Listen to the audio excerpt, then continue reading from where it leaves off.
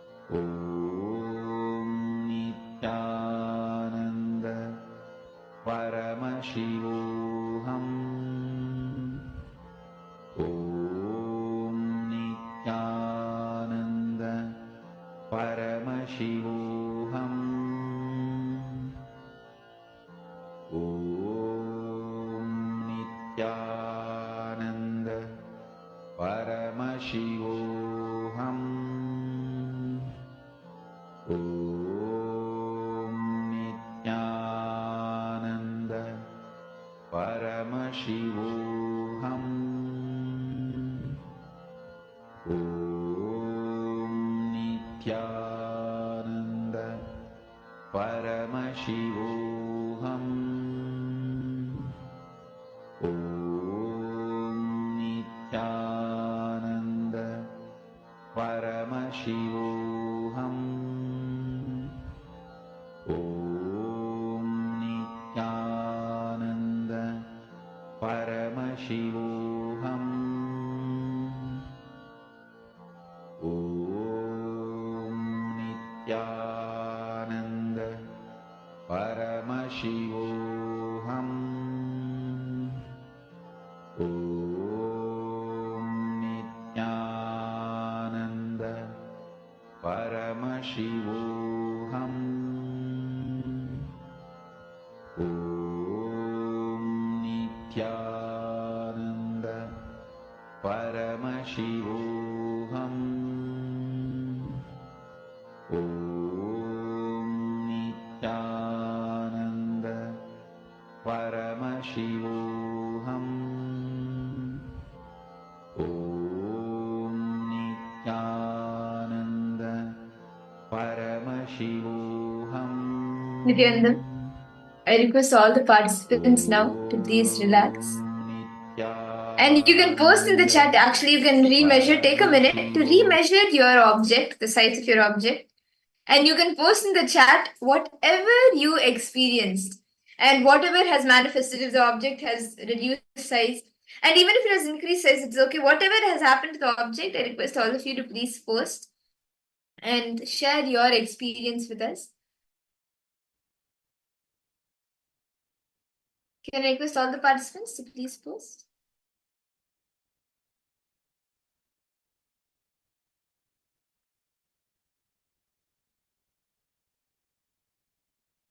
Pen, okay. Sri Nitya Digambarananda, Nithyananda Maya, welcome. Yes, so Anambansalaya, was the object were you able to see a difference in the size of the object?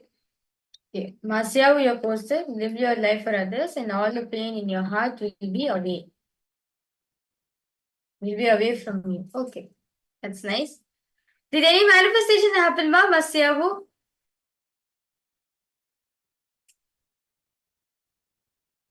Okay, ma, Lita, you have posted. Very often, when I'm doing something, for example, I could be in the kitchen cooking and all of a sudden, I feel either, okay, all of a sudden, either I quite tall or sometimes I could feel also shorter, like increase in height and also would, okay.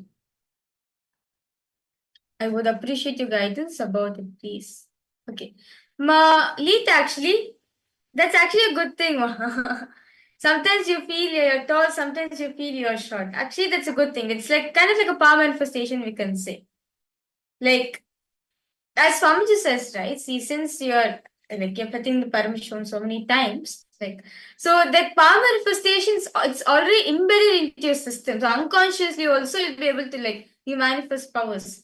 Like, to give an example, like many times, like in my own life also, I'll just say something like it is not meant like a manifestation, but it will happen exactly the same thing.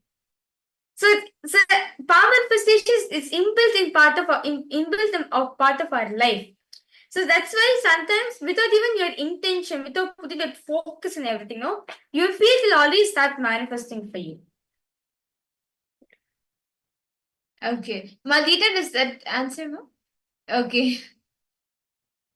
You had no clue why it was happening. Well, it is a sign for you to meet Swamiji Ma.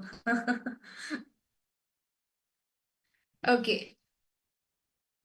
See, actually, all humans, if you have a head, you have a third eye. All it needs is an initiation by Swamiji, and we all have the powers in us. It's only that it is suppressed. So, Ma Lita, when you experience something, that's why many times we experience intuitions. Like even if before coming to Swamiji, you may have had intuitions. Actually, intuitions are also a power. Having intuitions are also power only. Because you have these powers are a part of us. It is a human being's innate ability that is there. Only thing is, we need to remember it needs to be awakened. And that is what Swamiji is doing by initiating us all into these powers. He's reminding our being that yes, we have these abilities. So yes. How about for you, Ma? Magoro Rupini? Did you manifest?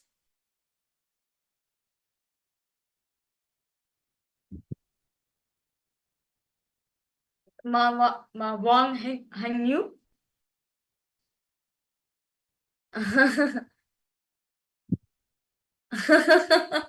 Well, that's a sign, Malita, for you to connect to Swamiji, to embrace your highest being, your highest identity then. Actually, before you meet Swamiji, he meets you. Like he knows you. Before you get to know Swamiji, he knows you. Before any type of thing, any feeling or any connection happens in you, before you feel any way, Swamiji knows you when you have that trigger in you or that seeking in you. Okay, that's nice. That's really that was very beautiful power manifestation all of us had. The next session is actually going to be a very important session for all of us to understand. Wealth. See, all of us have many definitions of wealth, right? We feel wealth is the number of currencies, the number of currency note we have, or the number of zeros we have in a bank balance. For each and every one of us, wealth is something different, right? But in this session, Swamiji is going to be expanding what exactly is the real wealth.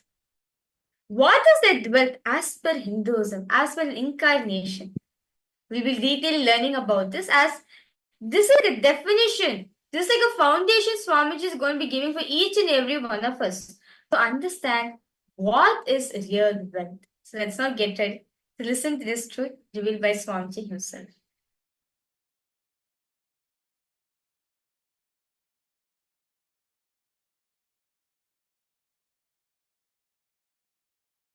In Sanskrit, artha means meaning and wealth. It means how much you mean, that much you will be wealthy. How much you mean to society, that much you will be wealthy.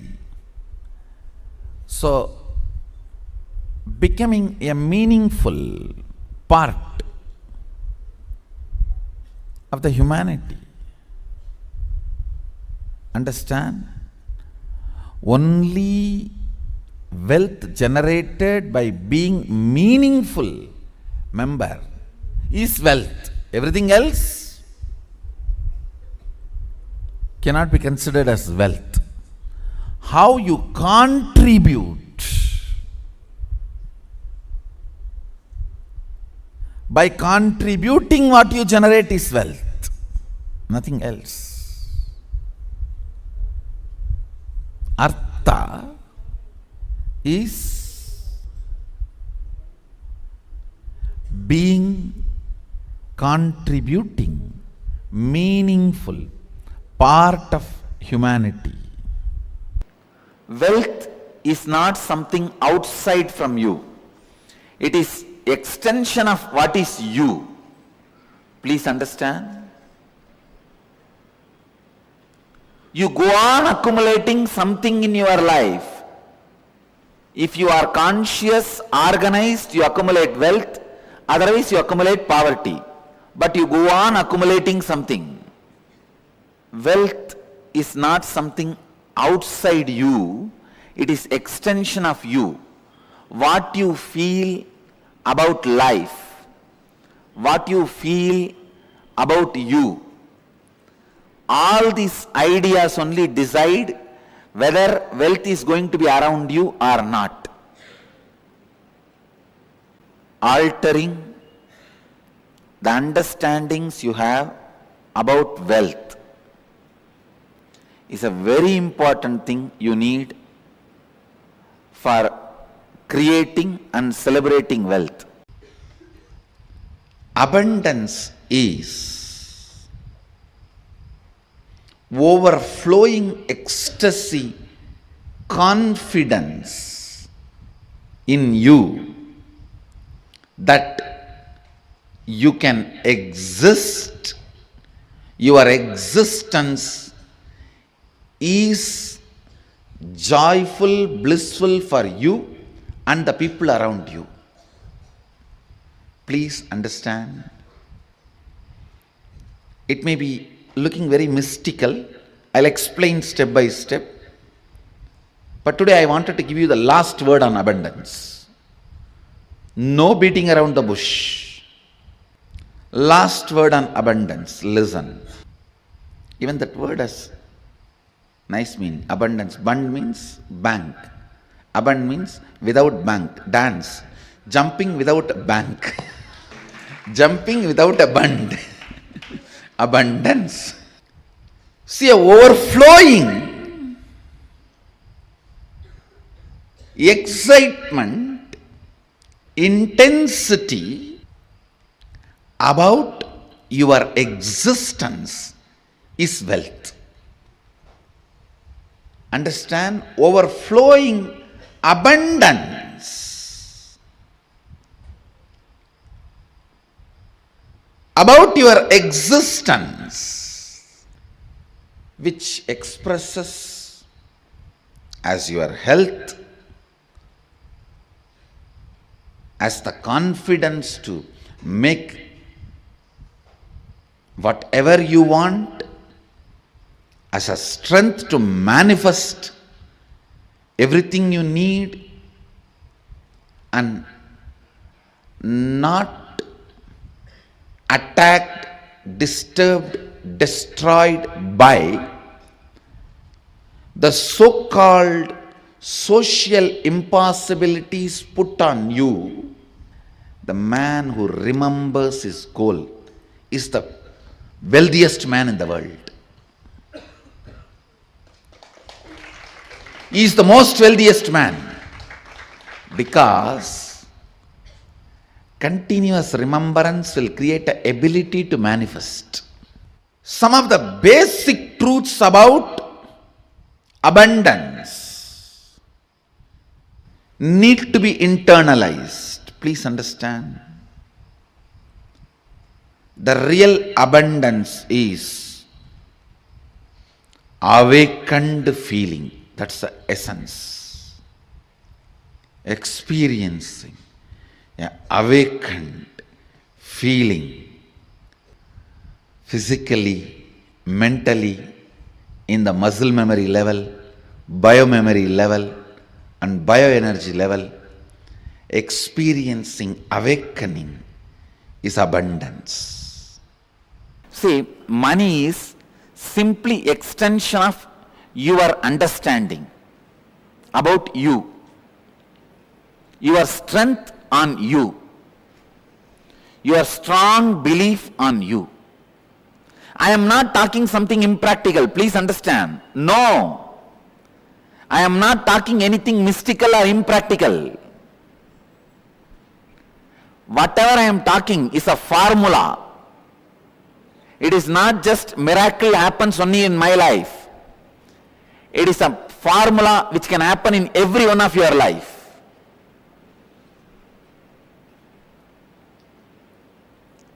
The right attitude towards money is, please understand, the right attitude towards money is, it has utility value for the things you want to do.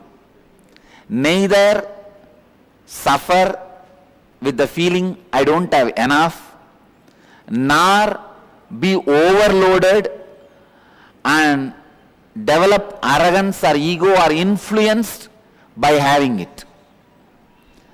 Neither be influenced by not having, nor be influenced by having.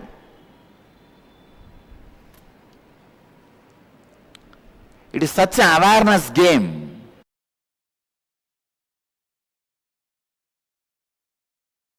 Listen carefully. For example, you work hard, put lot of intelligence, build an amazing bungalow in your dream. First earn money, then save money, then buy all the right material.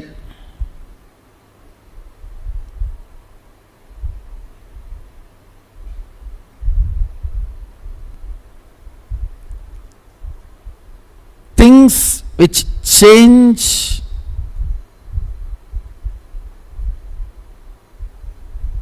if the atmosphere changes, ideas changes, geography changes, are all delusory. They all exist in illusion. You work so hard and build a home in your dream. What's the use? No use. Working so hard and building a house in a dream, when you wake up, it is no more reality. Same way,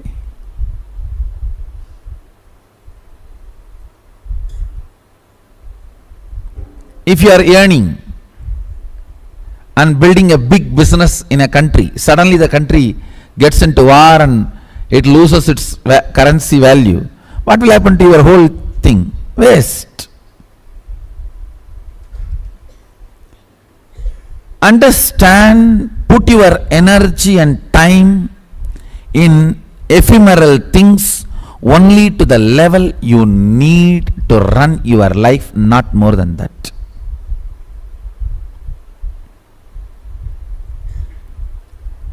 Economy is all about intelligence, not about greed. If you are functioning out of greed, the fellow who planted greed in you is successful, not you. You are working for him. Listen carefully. Few days before, it was a very intimate conversation with decision makers of my Sangha. The accountant, chief CFO and legal advisor, all the top guys sitting with me.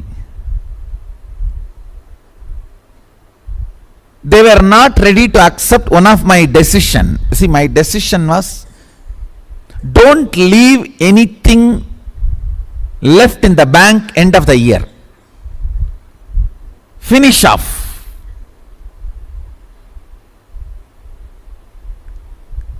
That was my policy, and they were not ready to accept that policy. They said, no, we are a huge organization and that cannot be the right policy. I tell you, understand?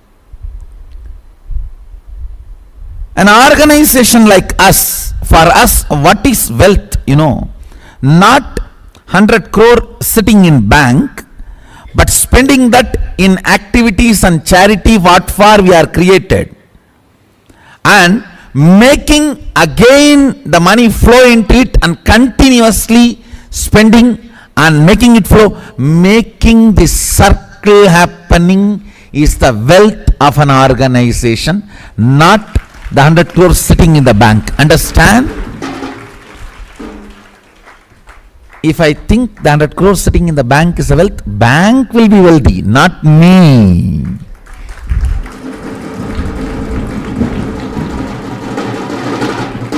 I am not interested in working to make bank wealthy.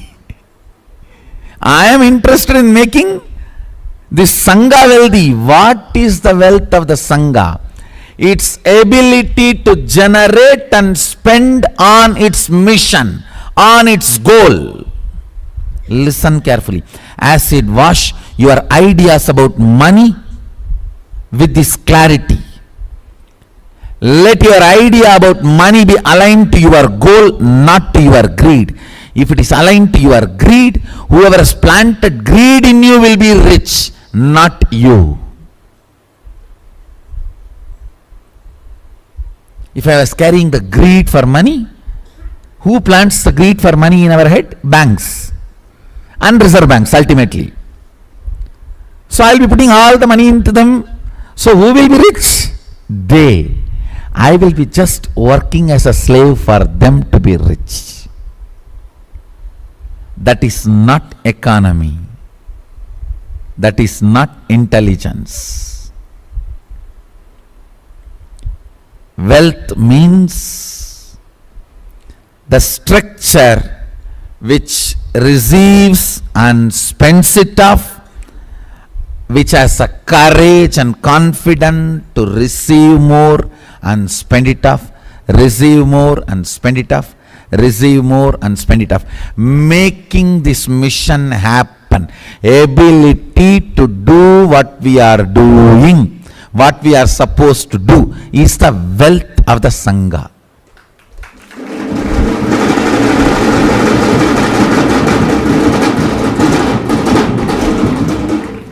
Not the currency sitting in the bank. Ability to do your mission every day is wealth of you and your life. Listen very carefully. This is the cosmic principle of economy. What is wealth? Your ability to complete and be intensely active in what you are supposed to do. Not the bank balance sitting. If I think bank balance sitting is my wealth, I will be making the bank wealthy, not me. And I am not interested in working to make somebody else wealthy. No, I am very clear. I am brilliant about it. Wealth, creation and sustenance.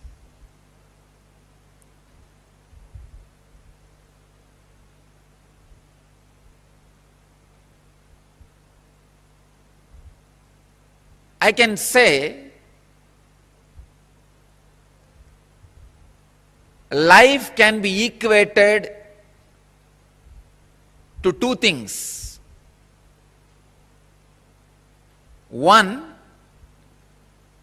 the ability to achieve what you want in the inner or outer world, or just getting stuck in both the world.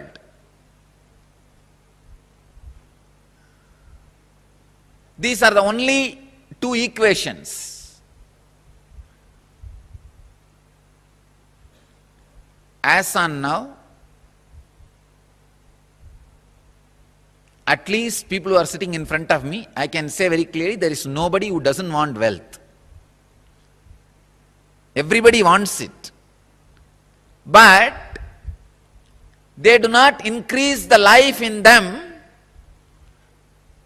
to the level they want it.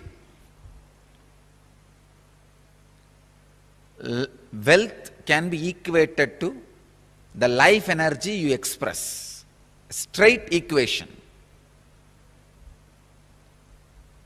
Because as on now, a normal man has wealth as the first priority in the life.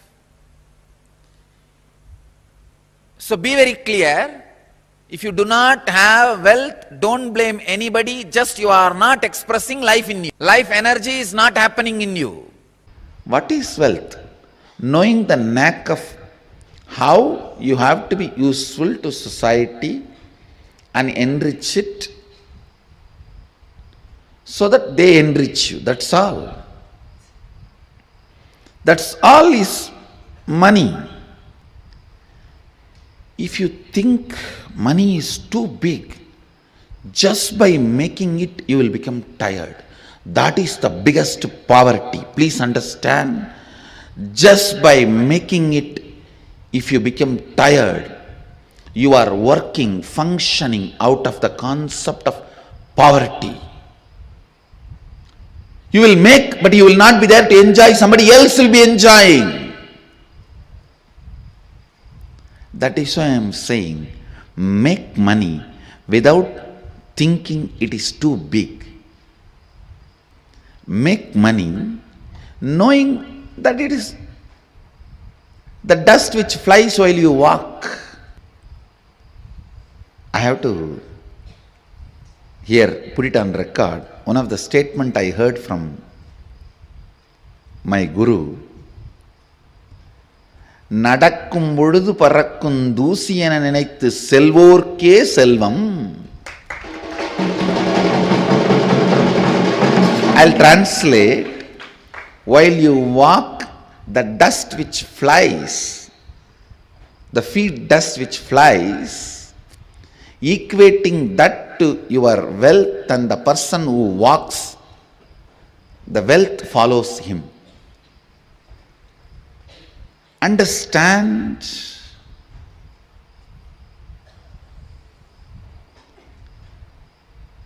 The powerfulness you demonstrate, the powerfulness you carry in your thinking, in your feeling, in your words, in your action, the side effect of it is wealth. The side effect of it is wealth. The moment you think wealth is important, you will become tired by achieving it. Becoming tired by achieving it means you will feel cheated. Please understand, you will feel cheated.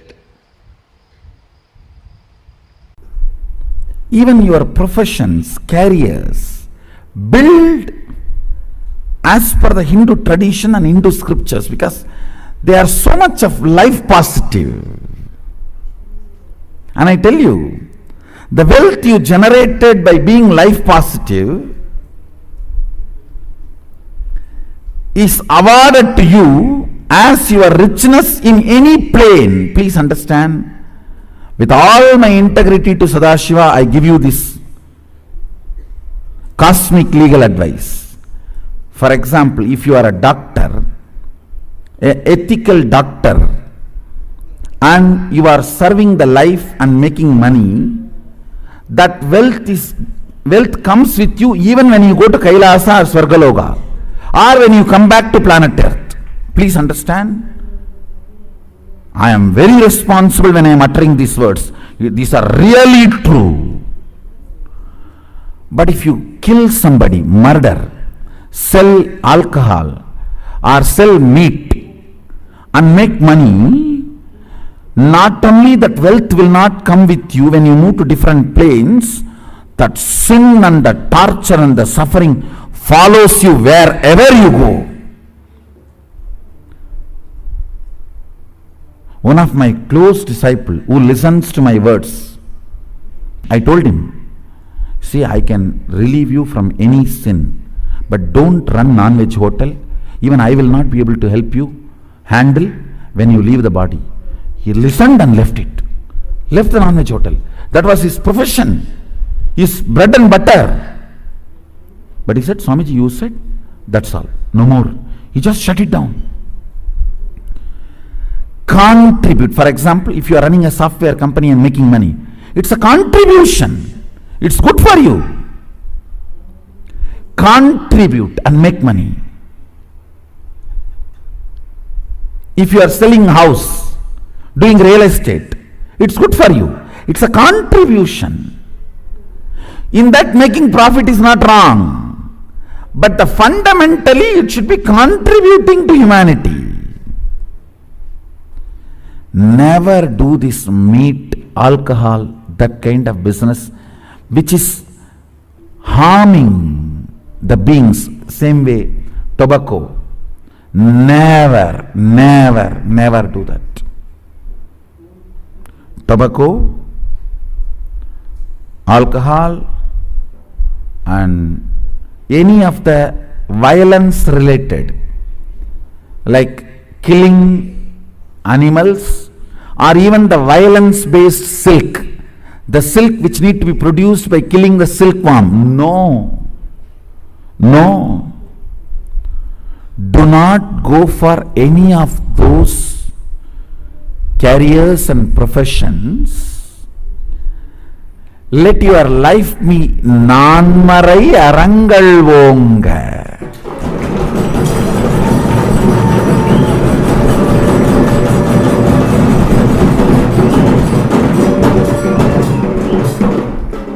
See, for example, when you are running a software company, you invest only $10,000, but you make $1 million, nothing wrong. That is not at all wrong. That's not at all. That wealth will come with you even when you move to a different plane or when you come back. Any wealth generated by contribution always comes with you. It is permanent. Never create a wealth based on violence. For example, you are a teacher. You teach good things, not bad things. Of course, if you are teaching to kill, that will not be a good money.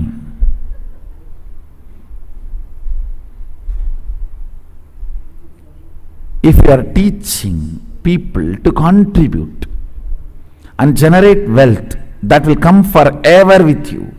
I did not generate wealth as force, I generated wealth as power.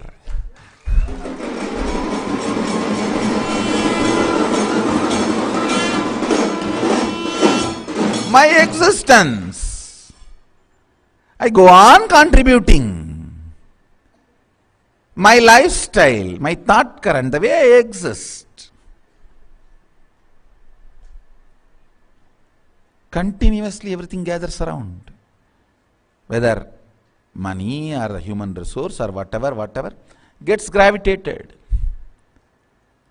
That is why whenever anything need to be attended, I attend here. Increase the speed.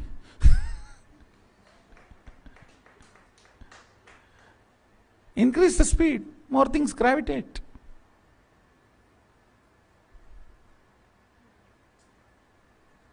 Understand the difference between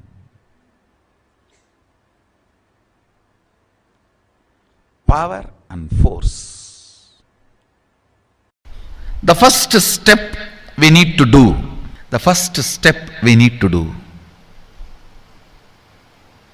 Looking back, the gap between your desire and your cognitions.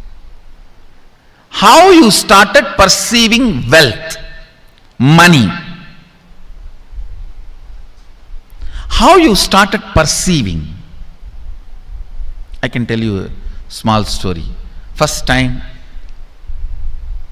how I was introduced to money and started interacting with money. I still remember my 3rd birthday. My father has given me a Ganesha who actually ate food. I was given that Ganesha as a gift and I was so curious and busy with playing with the deity.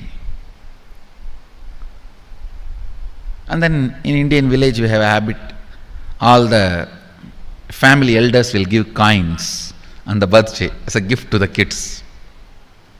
So I was sitting and playing with my Ganesha and all the family elders came. I am supposed to bow down to them. It's a tradition. So I touch their feet and they will give money. A lot of money got collected. Must be some 70-80 rupees. In those days it's a big money, and for a kid it's a too big money. And it was too much of coins and notes, so my father helped me to pack the whole thing in a hand key. So I looked at him and asked, what should I do with this? He said, you can buy whatever you want. I said, I don't need anything, I only wanted this Ganesha, you already gave it to me. I don't need anything. He said, then you can give it to anybody you want. So I just called all my cousins, brothers, everyone was playing. I grew up in a large joint family. 27 of us grew up together. So it's almost like a one school, small school. So all of them are playing. I called in my loud voice, hey, anybody wants come and take this money? I don't want it. So 4 or 5 kids were running, and my elder brother ran fast and took the whole thing, whole hand key. My father told me to tell my elder brother to share everyone, to share with all. I said, I have decided I don't want. And I said, whoever wants, take it. So he took it. How can I interfere in this after that? It's up to him.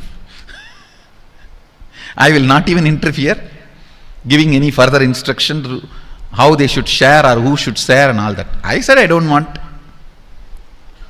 That's my first relationship with money. I still see very clearly that's the same relationship. Still I don't touch money. I don't handle. Never felt the need. Anyhow, I am not saying this should be your pattern or this should be your. I am just giving you an example of how I started relating with. So now dig out how you started relating with money. That was actually my completion with money. I touched first time money only to give dana. Still I am doing the same thing. Still I touch money only to give dana. How you cognized money, wealth, what all your perceptions and beliefs and cognitions about money. Let's dig out. Let's get them out first. The moment you remember money, does it bring tremendous pain, suffering, impossibility, all that in you? What is the emotion or energy it invokes in you? First thing we need to do, identify the contradicting, conflicting and complicating desires.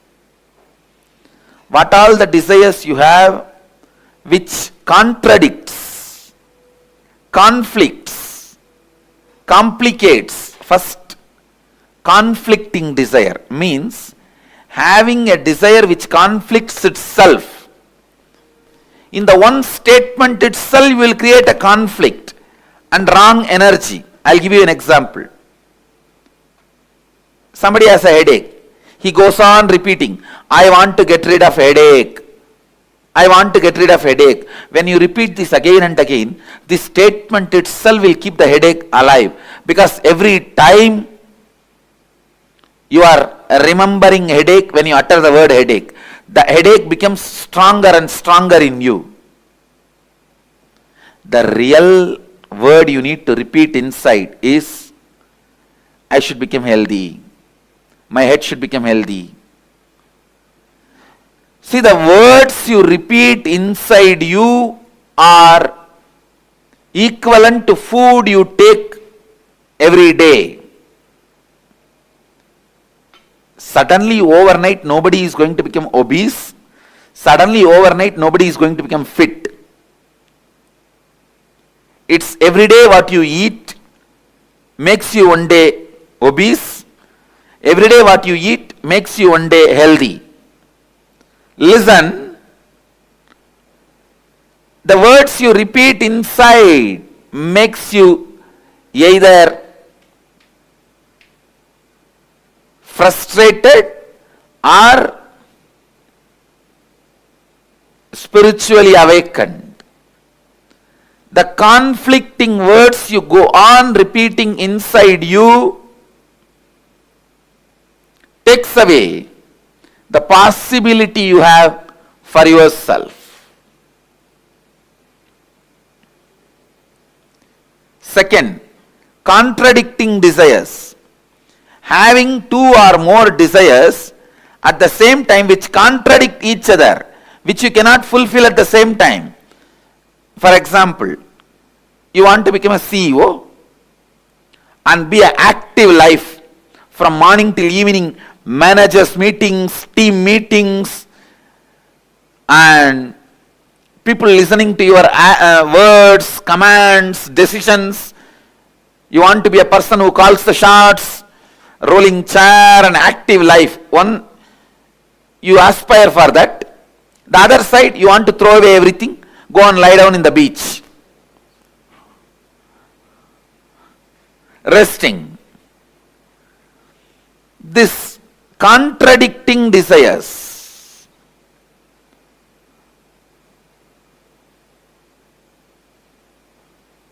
Same way, third, complicating desires means having a desire which gets complicated without direct understanding and right clarity.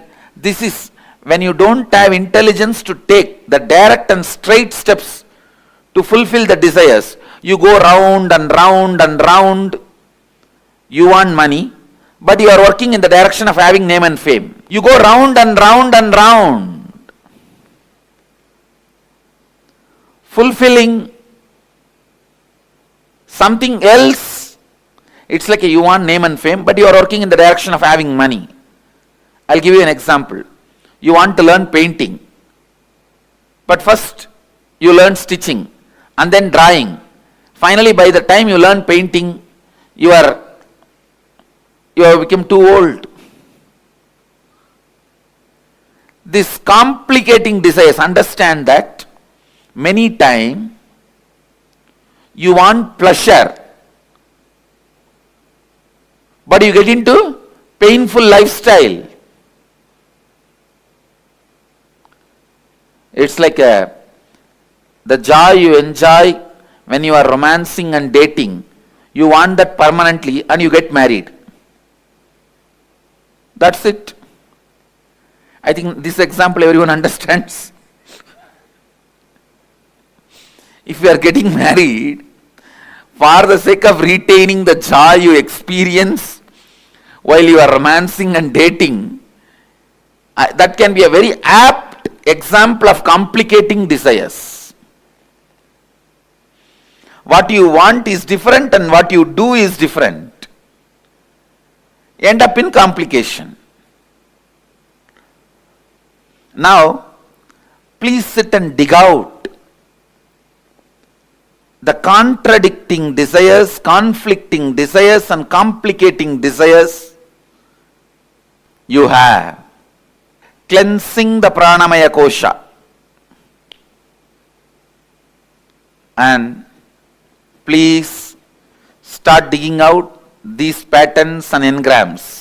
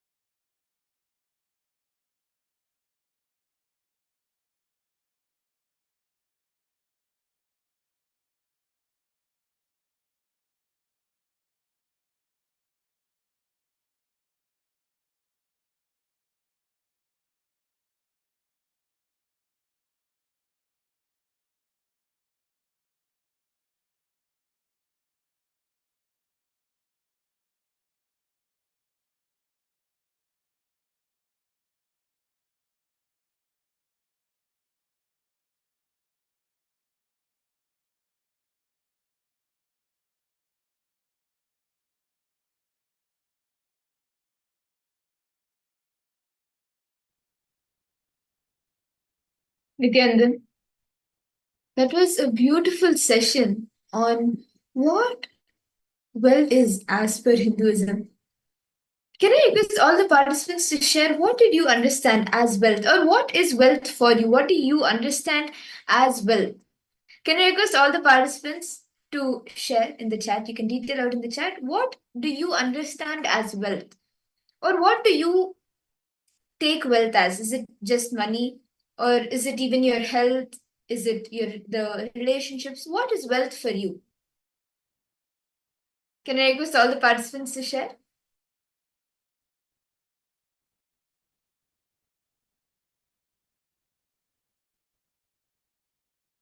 Digambaraya, Ma Fatima Dehestani Chandrasekharaya, Ma Wang Hengyu, Ma Ananda Aguru Rupini. What is wealth for each of you? Is it just the currency, the money, or is it more than that? Yes, Ma Kritika, Nithyananda, Ma Nitya Kritika. Welcome of our program. How are you and how are you, Nayama? Ravinaya, Nitya Kritika. Ma Iqbal Banu, yes, Nithyanandam to you. Mahan Hui Jing. Nithyanandam, okay. I request all participants to post what did each and every one of you understand wealth. What is wealth exactly?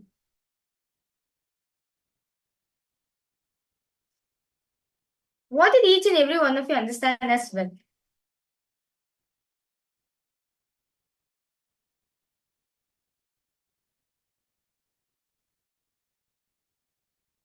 Ma Wang Hanyu, want to share something? Ma Fatima Dehastani. Malita, what do each of you understand as wealth? How do you hold wealth in your life? Ma Kritika, do you want to share? Ma Iqbal Bano, Ma Margarita. Okay, so Ma Linga has posted, bless, do what to do, Paramashiva, enlightenment, contribute, okay, good relationships. It is an instrument, it's a facility. Okay. Contribute. Okay. So all of us have our understandings about what wealth is, right? But what is wealth according to Hinduism?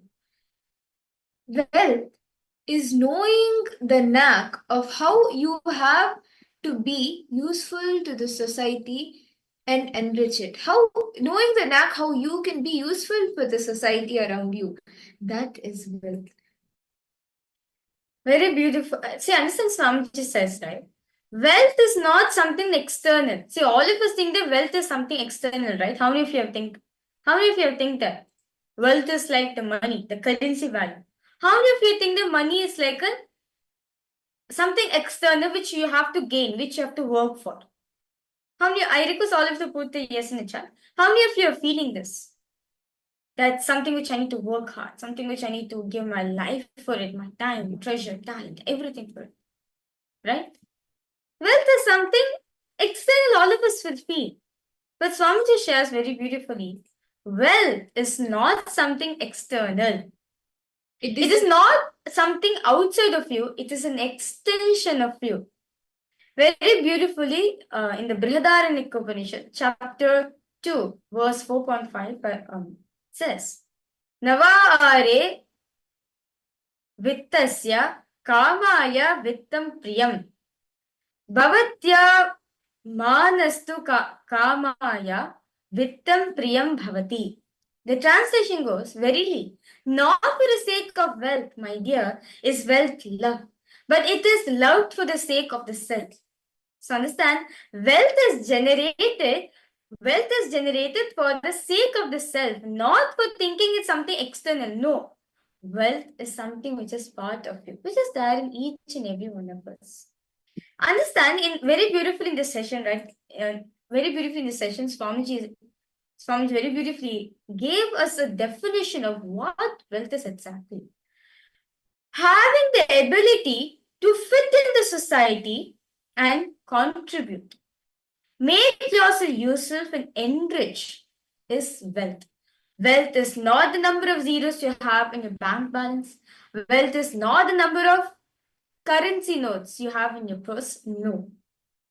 Wealth is how useful you can be to the society and enrich it. Constantly reminding yourself of the powerful space is wealth. How if you're understanding this? This is like a biggest revelation Swamiji has given, right, of what wealth is. This is the true definition of wealth. But Malinga, you're asking what's the meaning of that verse? That verse is to share that wealth is not something outside of you. Wealth is something, it's a part of you. Okay, Ma Kritika, you first said, for me, wealth will give me stability because I attend more interviews up to last round and I didn't get selected. Okay, you feel it gives me stability, it makes me feel grounded. Okay. What I request all participants to post, what do each and every one of you feel about wealth? What is wealth for all of you? Like Ma Kritika has posted over here, right? Wealth is like stability for me because it gives me stability. It gives me security. If I have wealth, it gives me security. What do each and every one of you understand? Because all the participants suppose, what do you feel about wealth? What is your understanding, your idea about wealth? When you think about the word money or when you think about the word wealth, what all comes to your mind? What are the first few thoughts and words that come to you? Masyabu, you would like to share your thoughts more? Okay, all money for contribute. Okay. Ma Wang Meishi, Ma Mahulia, Ma Yan Hujing, Ma Iqbal Bano, Digambaraya, Ma Fatima Dhestani, Ma Lita, Ma Fatima, Ma Wang Hanyu. I request you to post Ma Wang Hanyu. Write down. Post in the chat. What do you understand about wealth? I request all participants to post. What do each and every one of you understand about wealth? This is a very important definition for all of us to cognize.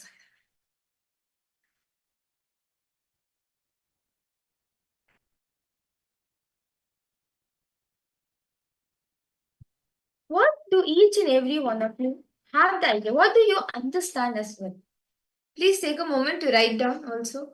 What you can pen down all the thoughts that come to you, all anything that comes to your mind when you think about the word money. What is it that comes to you? What are the first few things that occur to you? Can I request all the participants to take a few minutes to write this down and you can also share in the chat with us?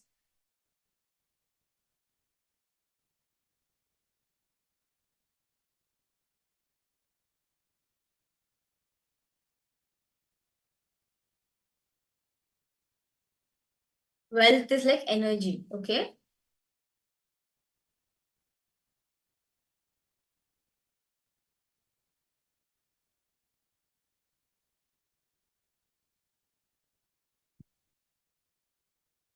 How about the rest of the participants? What do each and every one of you feel about wealth? Post it, that's fine. So you may be wondering how wealth is an extension of you. It is because what you believe, what you cognize, all of that makes you manifest the wealth around you. If you believe that, okay, wealthy people need to take more responsibility, or if I earn more, then it brings much more responsibility and I may not be able to handle it, then how will wealth manifest? That is why it's very important to analyze, understand what exactly you believe and cognize within you about wealth. Because your belief, what you desire and what you believe, these two things, out of these two, what you believe only manifests, not what you desire. You may desire for $1 million, or you may desire for a house, you may desire for anything. But what you actually believe, what you cognize within you, is what manifests on the outside. And many of you may have even seen this happening if you just look back into your life. Times when you have felt, yes, I can do it, I can manifest it, you would have manifested it immediately. But at times when you were doubtful, will I be able to do it? Or if I like it'll be too I'll have a lot of burden on me, it's too much responsibility. When these thoughts are there, that manifestation will take forever and may not even manifest. If you actually look back, you'll be able to analyze and see. Okay, Wang Henry, you posted. Wealth means doing more responsibility. Okay. Fatima, you posted. Gives me power to create and build what I want as an instrument which gives me power. Okay, so wealth something which gives you power. Okay. How about for you, Malinga? Masiavu, what do you think? What is wealth according to you? I think I'm not well used money, afraid to spend money. Okay. You feel like you don't know how to spend enough money. May brings not well things. Okay.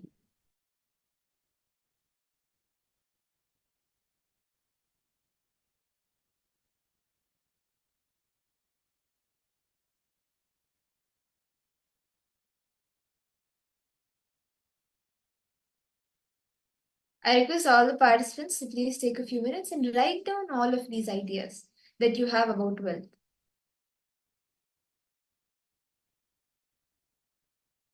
Others not well use money. Me by not working, do not well. Okay. You're not sure about money. You feel like money is like a thing which suppresses you, which does not allow you to spend enough money. Okay. You're afraid money. Okay. You're afraid of money. Okay. Healthy.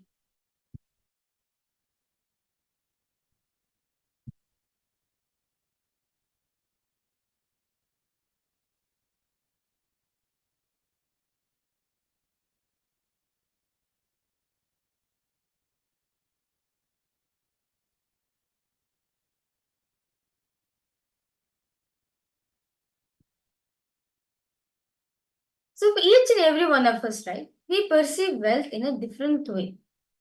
Each and every one of us, we feel that wealth is something which you can't achieve and everything. See, because we are having this cognition within ourselves. Okay, because you're afraid of money, also you want to avoid money. Okay. See, because of this deep powerlessness cognitions we're carrying, the definitions about wealth we are carrying. That is why we even feel scared to spend. We feel scared to even earn. Is everyone understanding? See, a rich man, Swamiji says very beautifully in the satsang, a rich man knows how to spend as he knows the science how to manifest money. But whereas for us, we don't feel like that. We feel like wealth will take away what my happiness is. I need to work hard for it. Only then it will give me. Right? How many of you are feeling this? How many of you can relate to this?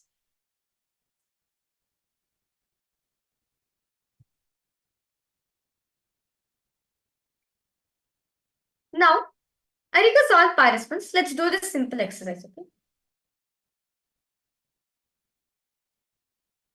I request all of you to write down all the desires you have related towards money in all the three forms: earning, spending, and saving. I request you to please write elaborately as possible. Detailedly write it down. What all the desires you are carrying about spending money, earning money, and saving money. For example, earning money as in my desire is to earn at least 1 million. At least 1 million. Or at least 500,000 or 1 million or 500,000 in a month. That's what I want to earn. My spending, I want my spending to be all the luxurious things, right? All the luxurious things. Like I want to go for costly cars, clothes, houses, jewelry, all the types of spendings you want to do in your life, whatever. And on top of it, you want to go for entertainment also. Saving money. Now, even like for emergency, even when in spite of all the spending I do, still I need to have more money in me. I should have at least minimum 1 million with me.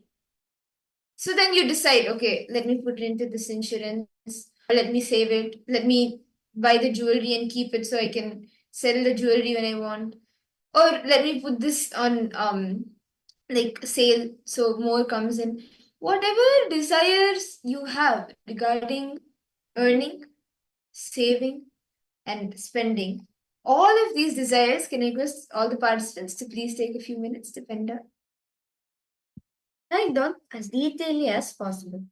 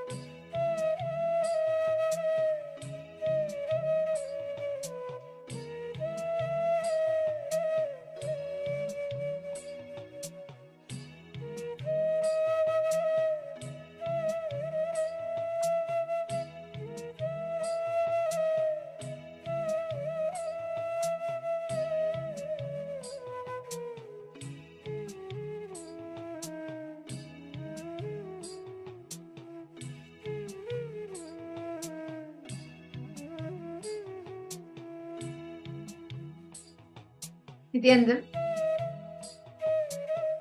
I hope all the participants, all of you have been able to write down for all the three, earning, spending, and saving, what are all the desires that you are having? Have all of you been able to complete writing this down? Now, can I request each of you, all of you, to please write down for each of these desires? Look in, identify if you have any conflicting or contradicting or even any complications for these desires. For each of these desires within you, what are the different conflict and contradicting ideas that you have? Make a list of this and write this down. The different conflicting and contradicting ideas that you hold for each of these desires.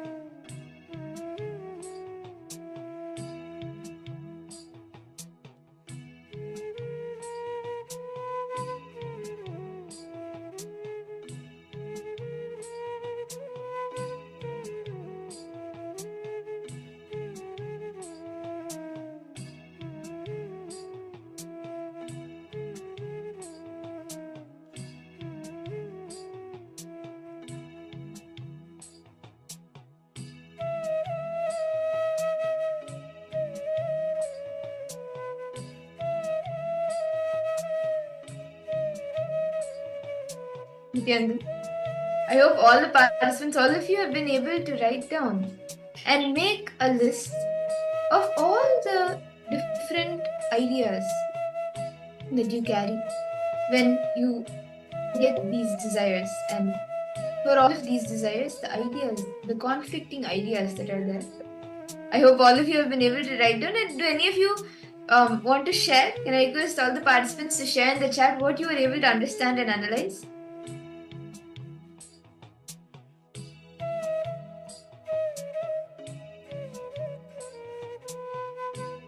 Okay. So the next step Swamiji is very beautifully is giving is make a list of conflict-free, contradiction-free, complication-free desires you have in all aspects of wealth. Basically, earning, saving and spending. But let us exactly understand what is this complication-free, contradiction-free, conflict-free. See, to give an example, like morning, you feel like you want to work, okay? You feel like you want to wake up in the morning and you work. What do? Make $1 million, become a big boss of a company. But at evening, you feel like dropping everything, going and lying down on the beach and having a vacation. So, everyone understanding? One side, you enjoy the busy life. The other side, your mind just wants to get rid of everything. So, this is an example of contradiction. Contradicting desires. So, everyone understanding? Even one statement you contradict yourself. For example, my headache should get cured. The more and more number of times you tell, my headache should get cured. My headache should get cured. You are strengthening your headache inside of you. Because any words repeated more and more number of times inside is going to become strong inside of you. There's actually a very beautiful science which has been proven even by scientists. That anything which you have spoken, anything which you have repeated too many times becomes a core strength within yourself. And actually, even see, when you continuously hear something or when you use those words towards yourself again and again, it becomes a part of you. So unfortunately, see, as we have seen, your beliefs is what manifests on the outside. What you desire and what you desire may not manifest, but what you believe is what actually manifests. So when you are continuously told, or when you continuously tell yourself that no, wealth is this, it is hard to earn, then you start believing that, and because of that, you don't see the ways that it is possible. Or even if Cosmos right in front of you keeps like a bundle of gold coins, you will miss it. Because within you, you will feel that wealth is too much responsibility or it is too much for you to handle. So you will miss what is already showered on you. And there's actually a beautiful research that was done on how words impact us, how words impact you. And just like this, see, from the time you were small, you have been told, okay, money is this, money is that. And then based on different experiences you may have had, you tend to hold on to the different incompletions related to the incidents. Like you hold on to the pain patterns, the pain points, where maybe, for example, you asked your uncle for money. He did not give you, but he gave your cousin. This would have become a pain point in you, so you start feeling an incompletion towards wealth. And you start telling yourself again and again, okay, I'll not be able to earn, or somebody will not give me wealth. Whatever it is, you will start holding on to that pattern, that thought current, and becomes a part of you. Because from somewhere you hear it is hard to earn, you would have heard some argument, you would have heard some fight, you would have heard in a normal discussion, okay, it requires lots of time and energy to earn money, to make money. So you start believing, okay, it takes so much responsibility and time, and when you're not ready to put in that time and energy, you start feeling wealth as a burden. You start feeling it is impossible to manifest wealth. And the research that I was sharing about, it was actually a research done in Chicago. So there was this man, and he was completely healthy. He was totally healthy. But when he came to the table, when he woke up in the morning, he got ready, he came to the table for breakfast. His wife asked him, like, honey, you look sick. Are you okay? Do you want to take rest today? He said, no, I'm completely fine. So, and he had his breakfast. He left for office. Like, he came out of the house to leave to office, to leave to work. The neighbor came out and said, "Hey, you look so like dull and tired. Are you fine?" This man says, "Yeah, I'm totally fine."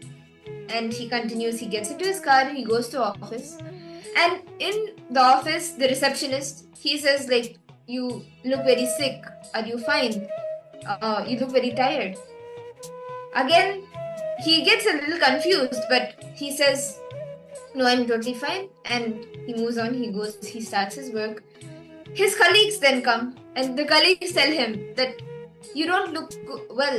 It looks like you're sick and you're not doing fine. Are you fine? And they ask him if he's doing fine. And he still keeps his answer as he's not feeling that he's unwell. So he tells, "Yeah, I'm fine."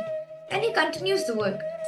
In the evening, or like in the afternoon, late afternoon, he goes to his boss's cabin to speak to him. And the boss tells him the same thing, that you look tired, you want to take a day off. And by then, because every single person since morning, from wife to neighbor to receptionist and all the colleagues, everyone told him that he's not well. Unconsciously, he started believing it, that I'm not well. By the time he reached his boss, he told his boss, "Yeah, I think I'm not feeling well. Could I take a day off and take some rest?" And he goes back home. Just like that, the same way, since the time you were young, or even now, when you continuously tell words to yourself, or you hear something and you keep telling yourself that wealth is like this, wealth is like that, it is hard to earn, it is impossible to get, you start believing that, and because of that, you don't see the wealth manifesting outside. You don't see yourself attracting the wealth that you desire. Are each of you understanding?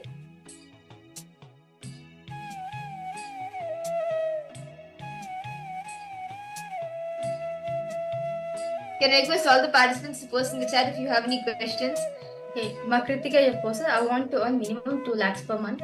In that, I want savings to be 40%, investing 30%, and spending 30%. Okay, that will happen. Okay, Malinga, your person. My father always says, don't ask me money or ask him money. No fees, support study, eating, dress, like save money. Don't take others' money, especially me, grandma, by self.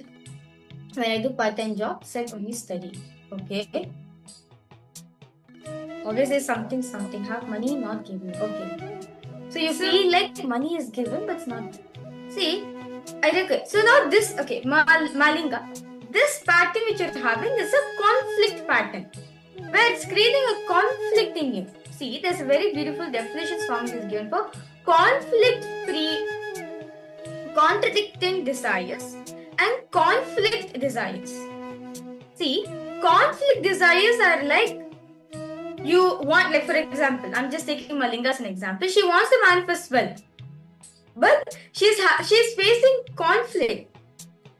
She's not able to manifest it due to something. She's having a conflict in that field. So that's a conflict desires. Like for example, you want to, let's say, you want to buy a car, but you have but all your parents, all your relatives are not supporting you to buy a car, and they're saying that you have to earn money all by yourself, and your monthly savings also is not that much also, but you really want to earn a car. So there's a conflict which you're having, right? Now contradicting desires are like what? Morning you wake up to be like a billionaire, let me work very hard, but at the end of the day you'll be like, no, let me just retire from everything, go to the beach and have a vacation. Does everyone understand? See, a person who has a goal in his life is rich, who never withers away from his goal. That is why he manifests wealth wherever he goes, because he knows for a fact. He is holding on to goal.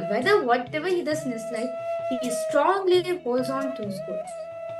Can I request all participants now to write? Does everyone understand the difference between contradicting free desires and conflict-free desires so far?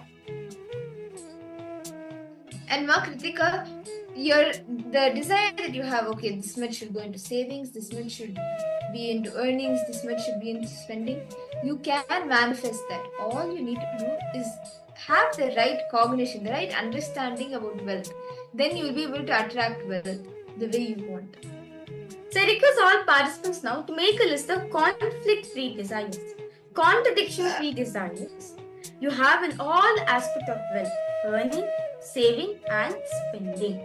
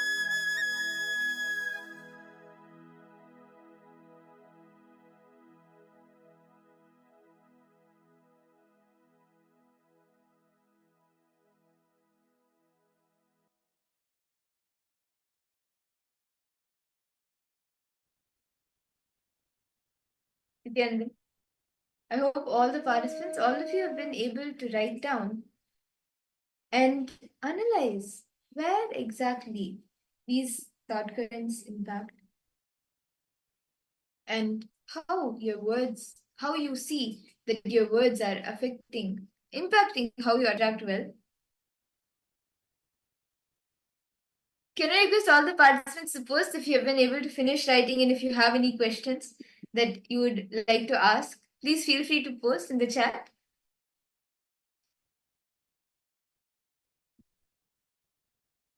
Okay.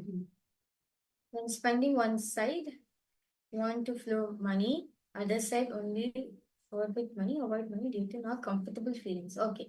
See, this is a conflict. See, this is a conflict desire which you're having, no? But you feel you're not comfortable in spending at all. It's creating a conflict in you, Malinga. You're creating a conflict in you in this. Now decide to complete with it. See, many times in life, we give so much of restrictions to what we are manifesting.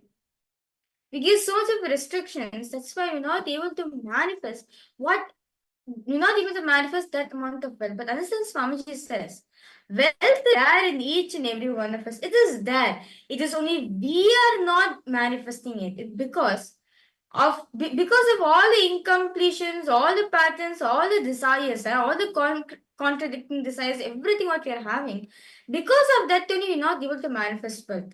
But if you decide, let me remove all these desires aside and let me align to my goal, you will see immediately wealth will show up. To give an example, Swamiji, right? When Swamiji wants to start a project, immediately, okay, yes, immediately that much amount of wealth will not be there, but Swamiji manifest wealth. Like when Swamiji started his whole mission, Swamiji had just few, that's all, not that much.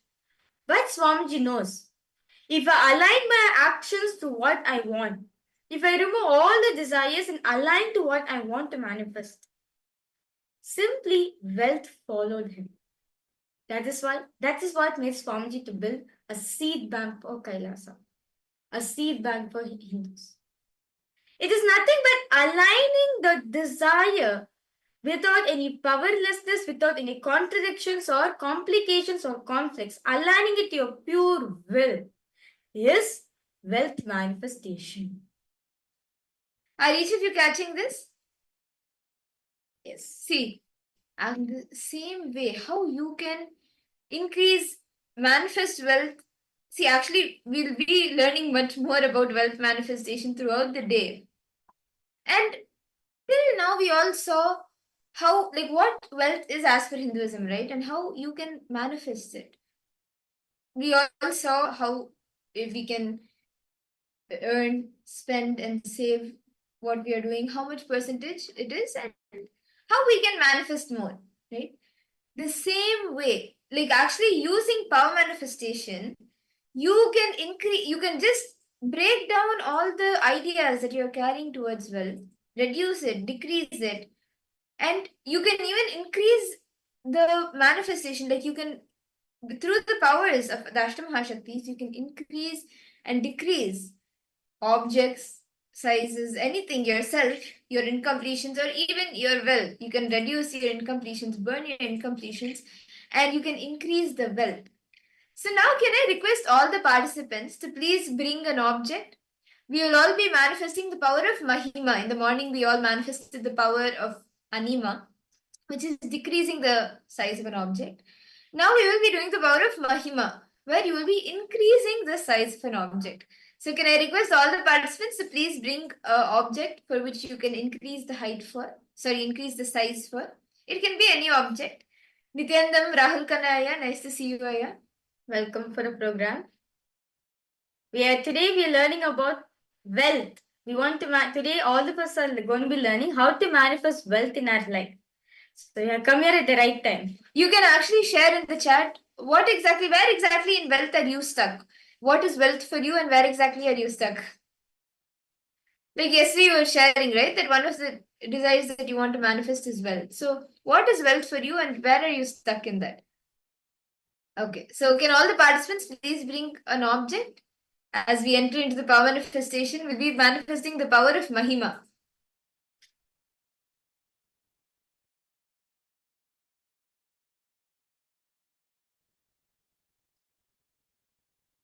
So what you will be doing now is you will be taking a timestamp camera and you can focus it on your object. The object, you can measure it. You can either use a measuring tape, or if you don't have one, you can even keep it on a piece of paper and trace it, trace the size, the length, breadth, and depth of it, and keep it in front of you.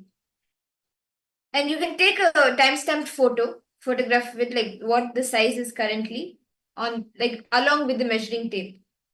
That okay, if it's like 5 inches, you can take it along with the measuring tape, the photo of it being 5 inches. This is for the before and after photographs of the manifestation. So you can take the photo and keep the object in front of you. And then you will be connecting to Swamiji, and as you connect with Swamiji in the pure space of oneness, you will make a will.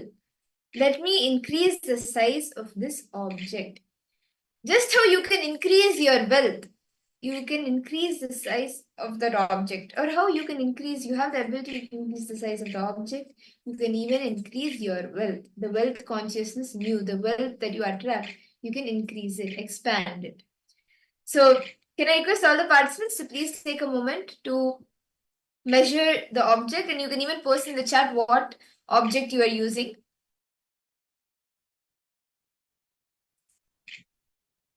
This power of Mahima, right? If you just shift the cognitions you carry within yourself, you will see as you are manifesting the power,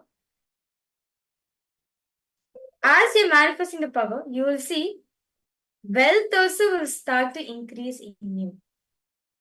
Actually, Swamiji very beautifully says that the power of Ashtamahashaktis is very much related. It's very much together. It's very much related to the wealth manifestation in you. If you feel, right? Okay. So shall we start now? I hope all the participants, you have been able to gather your object and take the measurement. You can post a yes in the chat if you are ready. Ma Linga, Ma Ananda, Guru Rupini, Rahul Kanaya, Chandrasekharaya, Ma Wang Hunyu. All of you can post? Okay.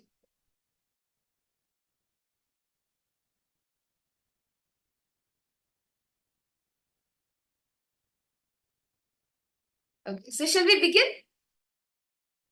I request all the participants to please sit straight, settle down. Just remember Swamiji in your inner space, in your third eye, and connect in the space of oneness to him. Chant the Mahavakya intensely. Don't let your mind come in. Tell your mind how powerful Swamiji is, not Swamiji how powerful your mind is. Just chant the Mahavakya intensely and look at the object. And with the power of will, increase the size of it. So let's all chant the Mahavakya and begin the manifestation. Om Nithyananda Paramashivoham. Om Nithyananda Paramashivoham. Om Nithyananda Paramashivoham.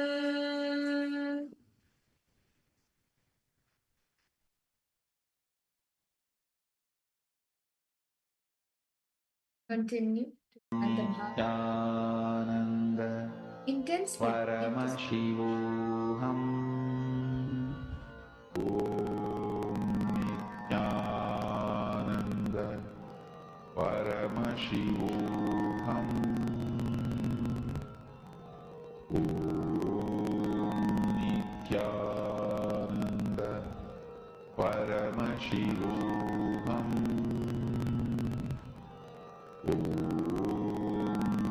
Nithyananda Paramashivoham. Om Nithyananda Paramashivoham. Om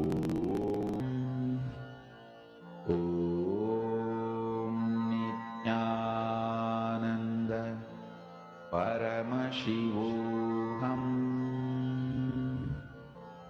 Om Nithyananda Paramashivoham.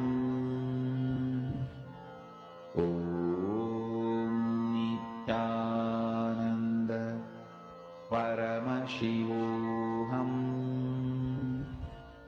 Om Nithyananda Paramashivoham. Om Nithyananda. Om Nithyananda Paramashivoham. Om Nithyananda Paramashivoham. Nithyananda Paramashivoham. Om Nithyananda Paramashivoham. Ananda Paramashivoham. Om Nithyananda Paramashivoham. Om Nithyananda Paramashivoham. Om Nithyananda Paramashivoham. Om Nithyananda Paramashivoham. Om Nithyananda Paramashivoham. Om Nithyananda Paramashivoham. Om Nithyananda Paramashivoham. Om Nithyananda Paramashivoham. Om Nithyananda Paramashivoham. Om Nithyananda Paramashivoham.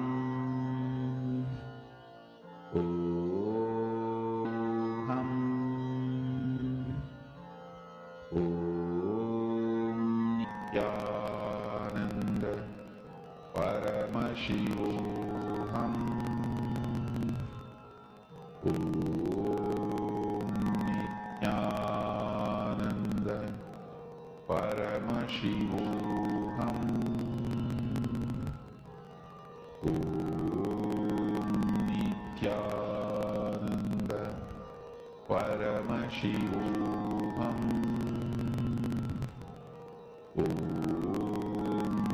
Nithyananda Paramashivoham.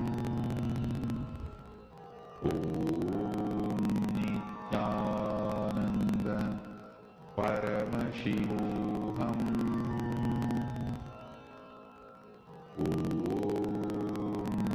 Nithyananda Paramashivoham.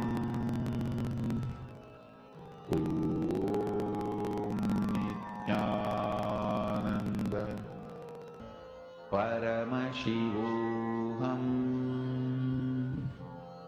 Om Nithyananda Paramashivoham. Om Nithyananda Paramashivoham. Om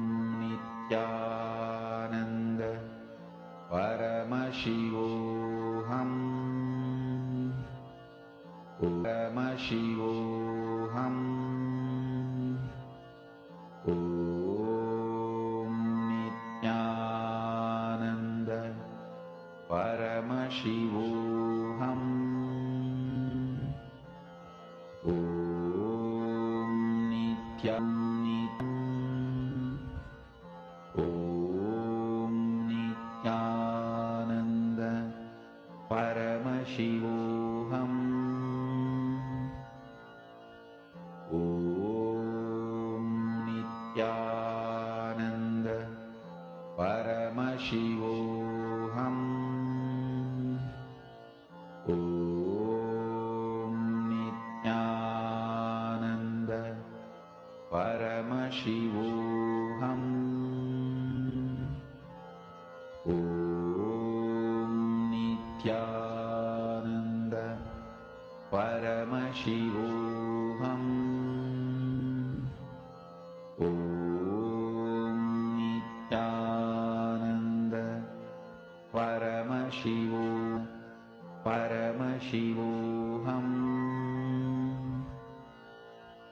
Om Nithyananda Paramashivoham. Om Nithyananda Paramashivoham. Om Nithyananda Paramashivoham. Om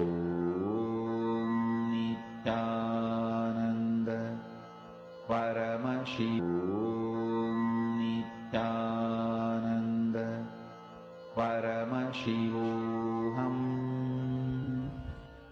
Om Nithyananda Paramashivoham. Om Nithyananda Paramashivoham. Paramashivoham.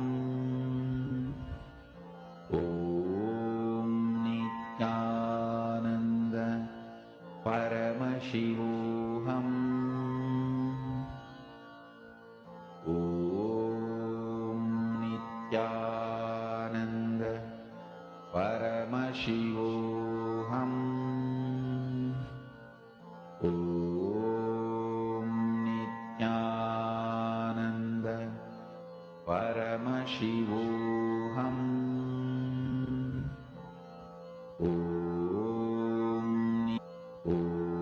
Om Nithyananda Paramashivoham. Om Nithyananda Paramashivoham. Om Nithyananda Paramashivoham. Om Nithyananda Paramashivoham. Om Nithyananda Paramashivoham. Om Nithyananda Paramashivoham. Om Nithyananda Paramashivoham. Om Nithyananda. Om Nithyananda Paramashivoham. Om Nithyananda Paramashivoham. Om Nithyananda Paramashivoham. Om Nithyananda Paramashivoham.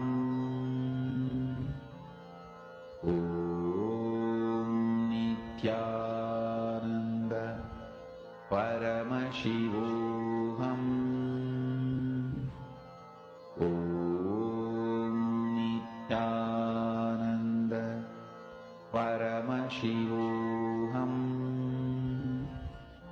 Om Nithyananda Paramashivoham.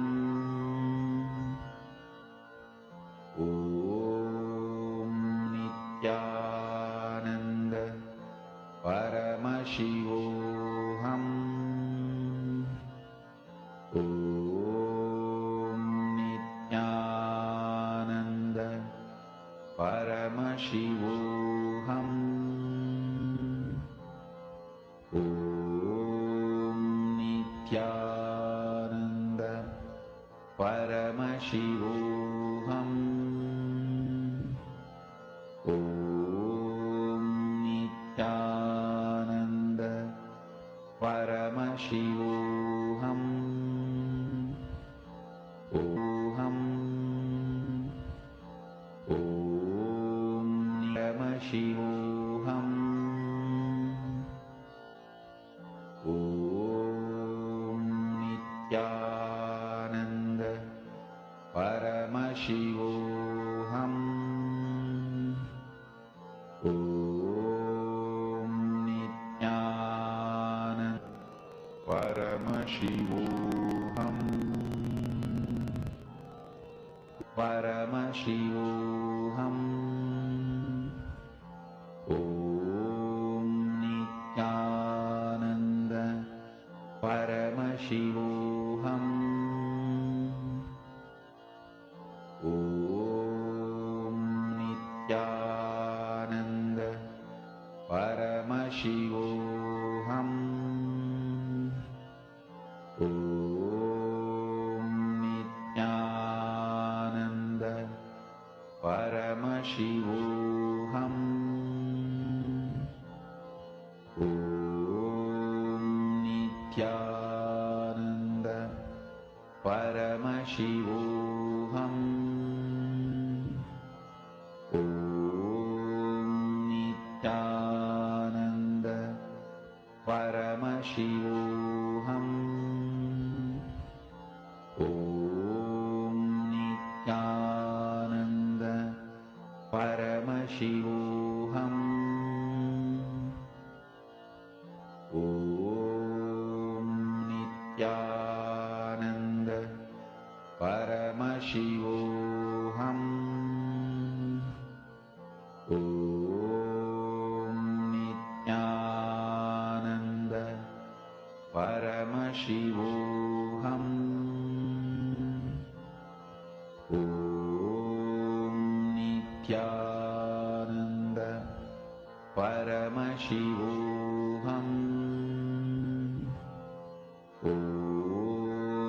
Nithyananda Paramashivoham. Om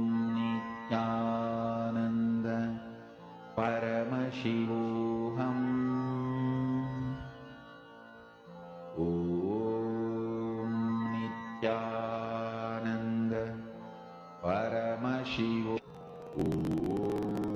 Om Nithyananda Paramashivoham. Om Nithyananda Paramashivoham. Om Nithyananda Paramashivoham. Om Nithyananda. Please relax. I request all the participants to now please relax, and you can post in the chat experience. But before that, you can take a moment to your object. Please take a moment to remeasure the size of your object, whether it is increased or decreased, whatever has happened to it. Can I request all the participants to please take a moment to do this? You can remeasure it and take a photo and post your experience, whatever you experienced, whatever you manifested, you can post it in the chat.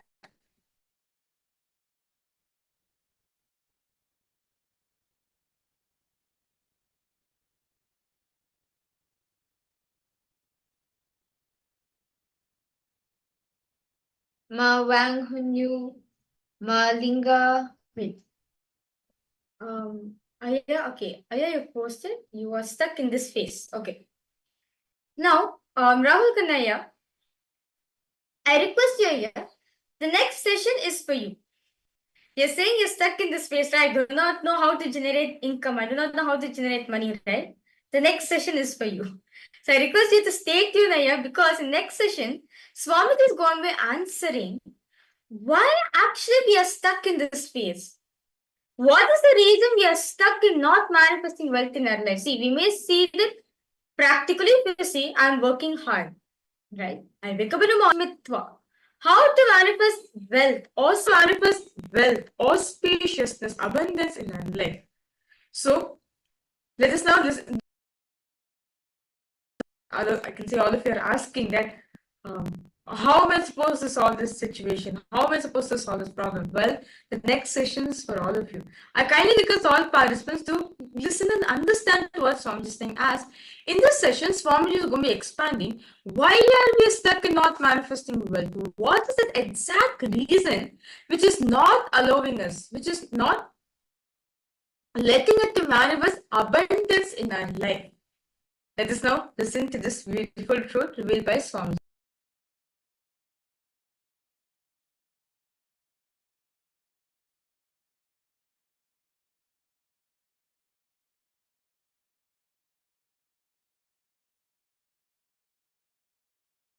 I welcome all of you with my love and respects. Understand wealth. The whole program is all about wealth.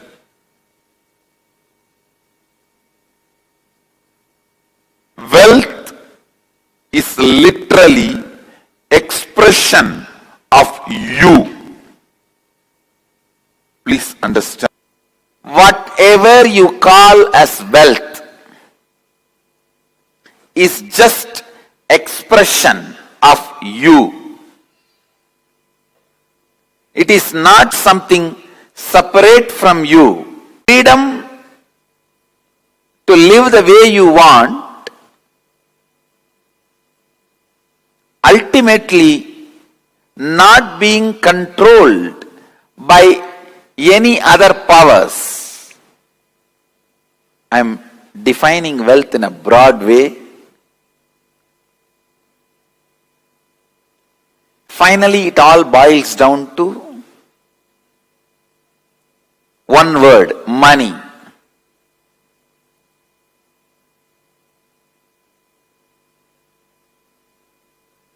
Intelligence to accumulate, intelligence to keep, intelligence to maintain, intelligence to distribute, intelligence to spend, intelligence to invest.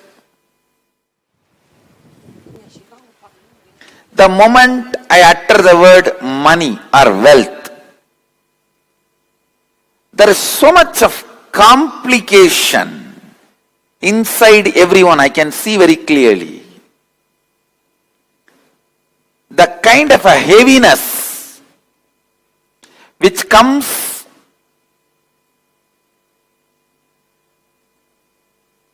with the deep memories of powerlessness, not having enough, or not able to take the responsibility to have, are not able to take the responsibility to multiply, not able to take the responsibility to handle, not able to take the responsibility to invest, sometimes not able to take the responsibility to spend.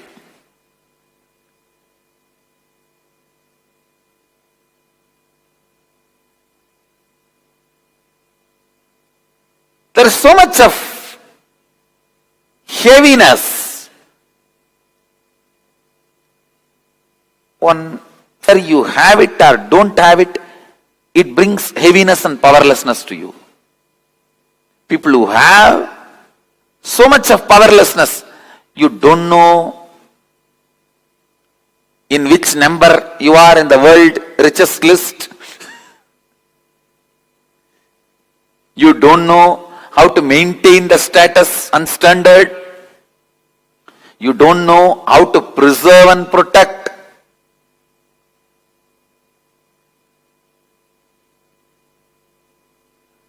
If you don't have future holds for you, whether you have it or not, you feel so much powerlessness about it. Understand? With powerlessness, incompletions inside, even if you have, you will not be enjoying it. You will not know how to hold it and enjoy it. If you are complete about it, if you carry a deep powerfulness inside, then you know how to accumulate, how to celebrate, how to share everything so beautifully.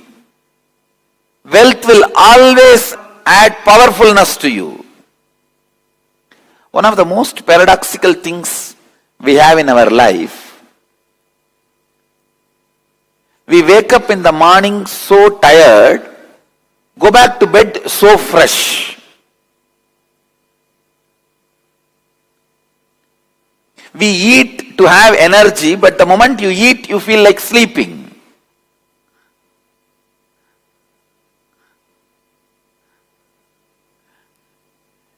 You think money will bring freedom to you, but after you are accumulated, suddenly you are bound by so many rules. No, really, I am telling you, I have seen the extreme self-adopted poverty, where I don't even know where my next meal is going to be, where I don't have vessel to eat. I have seen that poverty. And now I am seeing this whole organization.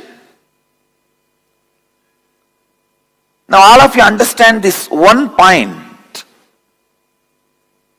I have seen the extreme poverty and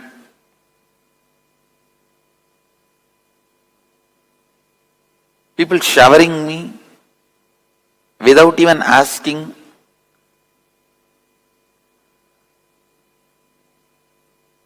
And I don't even know in how many places they are showering on my murti, on my deities. I have seen both extreme.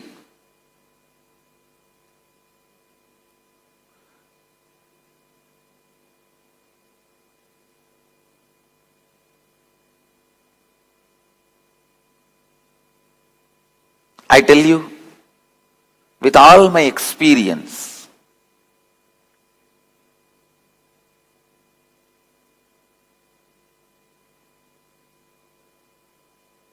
completion with wealth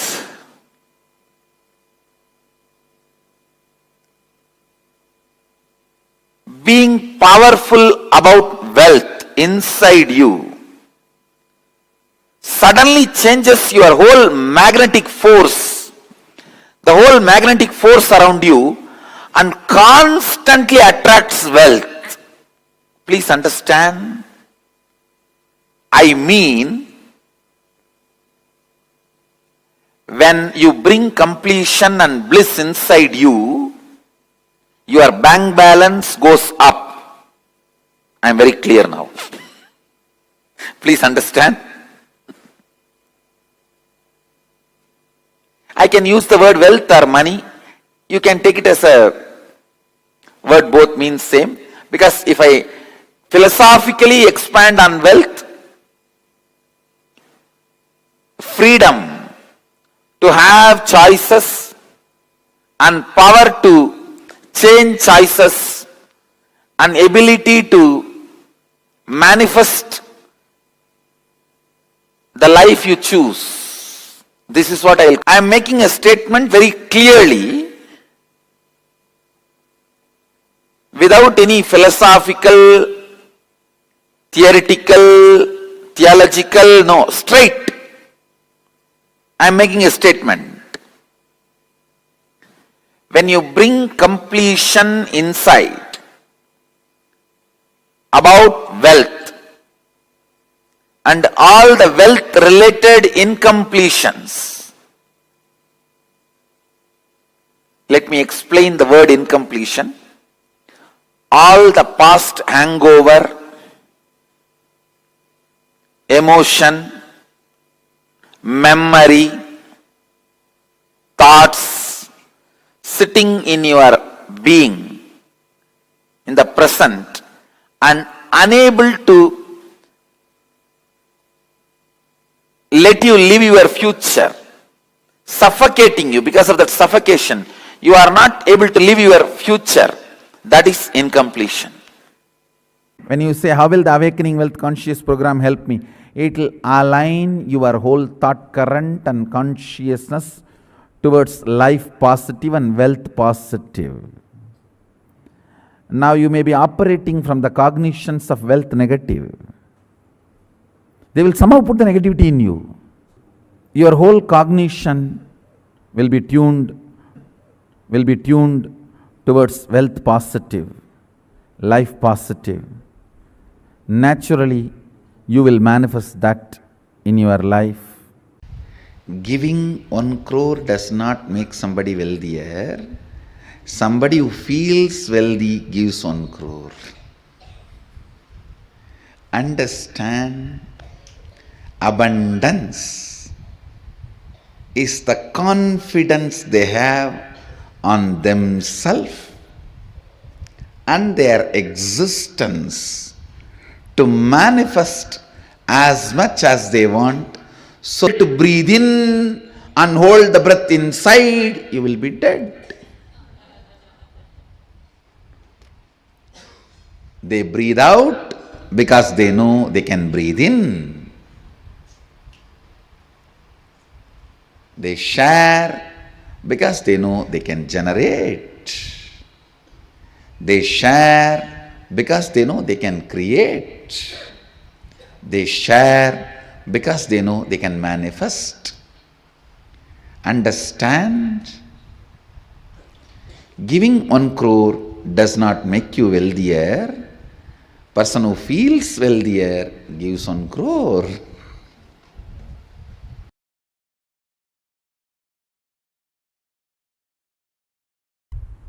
Abundance should empower you with responsibility. Understand? Whenever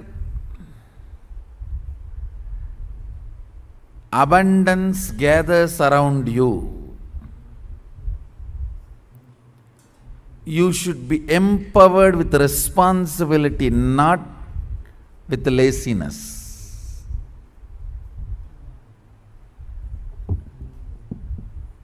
The moment wealth gathers around you and you become lazy, it is a curse on you. It is not Sri Devi, it is Moodevi. Only if you are empowered with more responsibility and action, alive, contributing,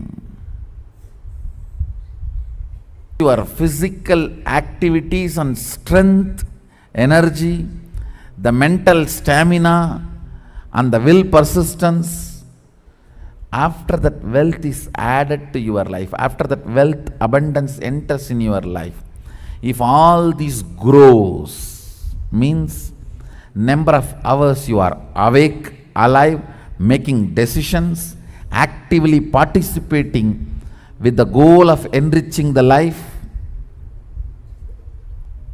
a number of hours, the quality and quantity both, you are involved passionately with the life and enriching. All this, if it increases, only then wealth is Sri Devi. The moment wealth came, you dumped it into the bank and you got a very beautiful big cot and bed and a AC room, cottage,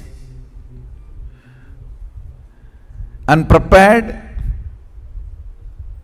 the life of retirement, then it is not Sridevi which came to you, it is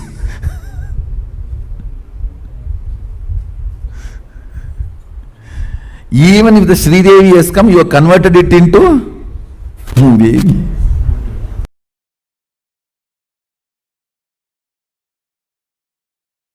I'll expand on physics of fortune,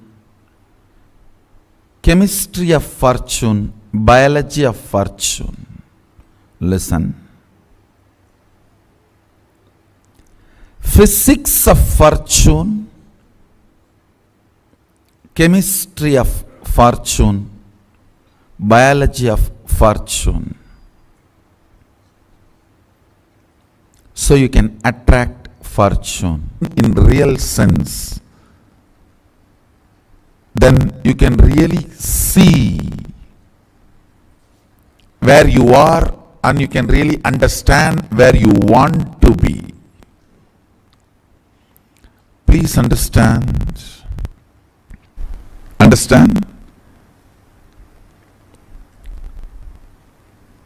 If you individually feel possessive about land, it looks like something is not right. Anything which suffocates you and makes others feel suffocated by you is not the flow of life. It is not natural flow of life. It is not yama. It is not dharma. When an individual feels, I think it's not what I am doing, this possessiveness is not right. If he tries to evolve, he would have had a conscious breakthrough. But this idea of inheriting,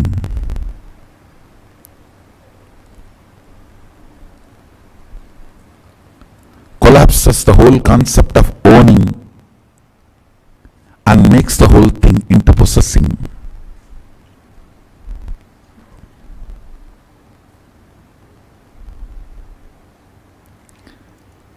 First thing,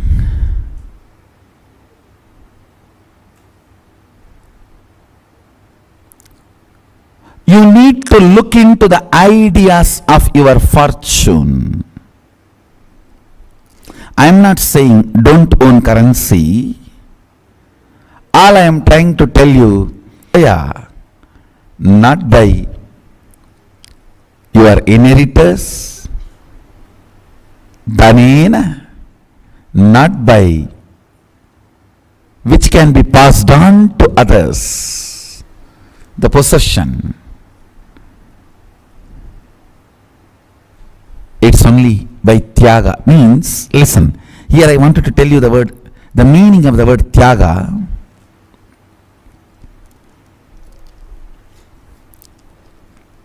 Ability to retain your determination in spite of all the complexities and complications a collective mind tries to put you to bind yourself and break you down, is Tyaga.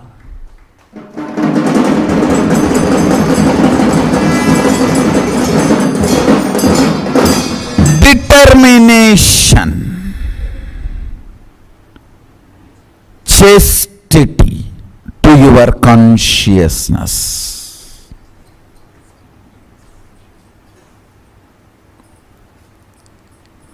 What you feel as you in your source should go on be expanding. Determination towards your consciousness.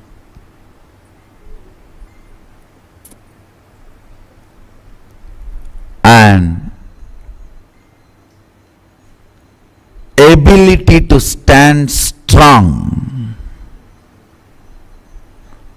with that determination is Tyaga. Understand?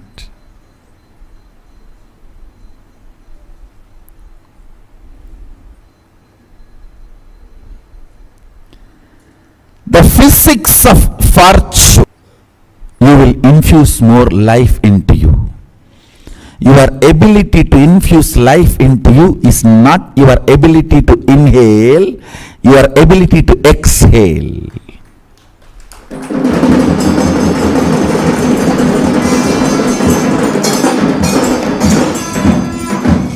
So when you are normal, healthy, the practice you need to do is more and more ability to exhale. Normally, give more emphasis on your ability to exhale. Understand, Tyaga is ability to stand. Ability to stand. I am giving you 2-3 important understandings about the physics of fortune.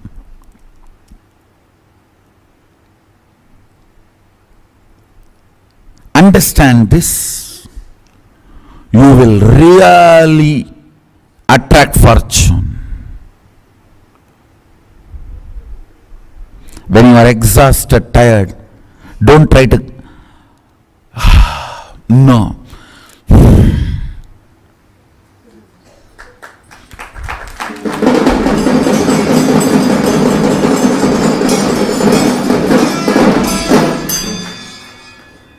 Listen, I'm telling you, least fortunate person, reasonably fortunate person, most fortunate person, if I put them and see what is the difference between carry fortune for all janmas, not just as a teacher of this attracting fortune class as Mahasadashiva. I am telling you.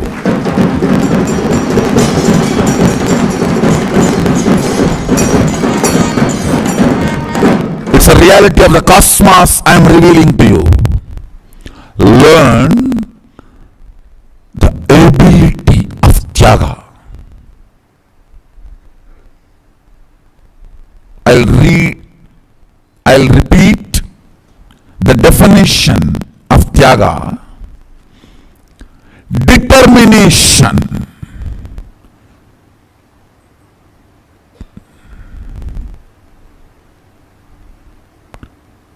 To stand with integrity to your conscious decisions and conscious conclusions.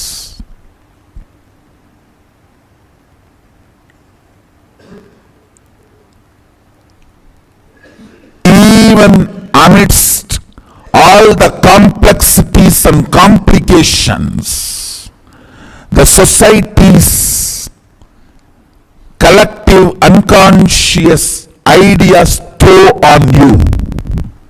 Listen carefully.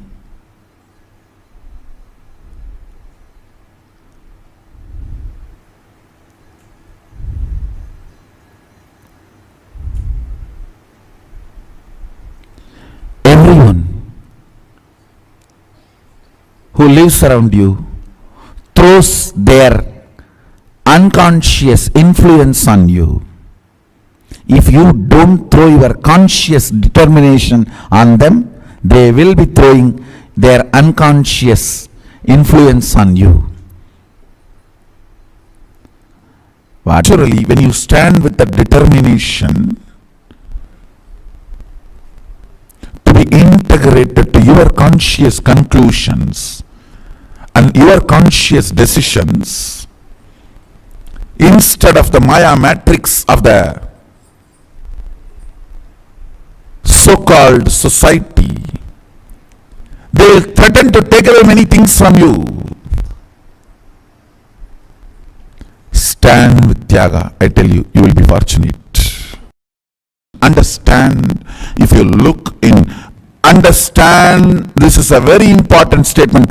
All your hopes and failures and success about your fortune, wealth is silly conversation with you. You are repeating the same stupid, illogical, anxiety attack ideas every day.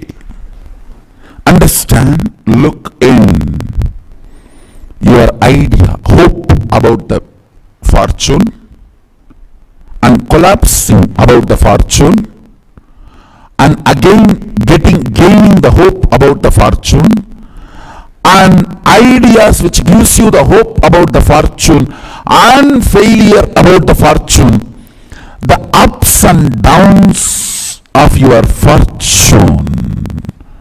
Please understand, ideas of your fortune circle is as same as village street fight.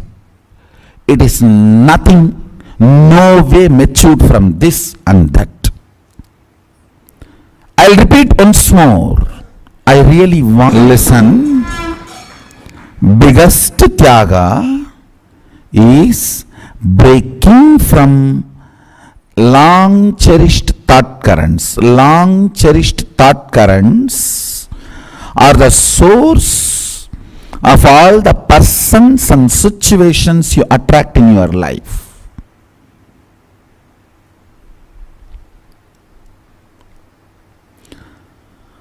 The problem is, you always try to cut the thorns of a bush, but you never wanted to touch the root, because you almost feel like missing the roots if they are not there. Roots are nurtured by you, but only the thorns you don't want. Root of the thorns, you say, no, that is me.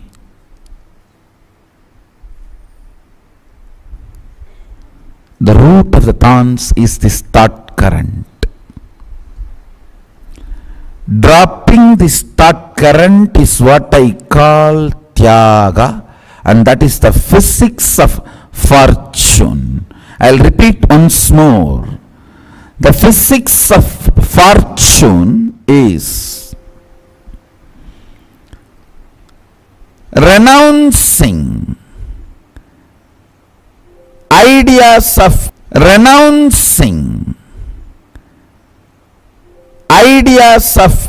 having wealth, not having wealth, acquiring wealth, not acquiring wealth, rich or poor.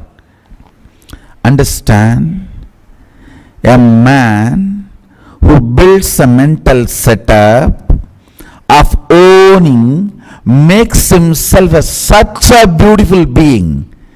See, if you start possessing the land and keeping it as a farmhouse, not allowing anyone, you will do the same thing with you.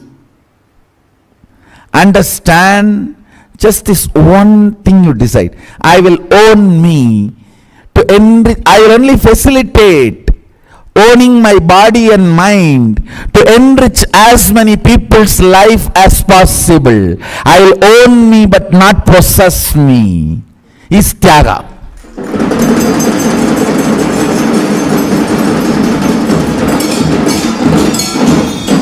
And I tell you, wealth will just be following your feet.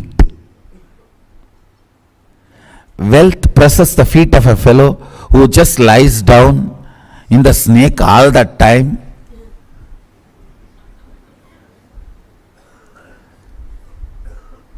Because he is established in the principle of owning, not possessing.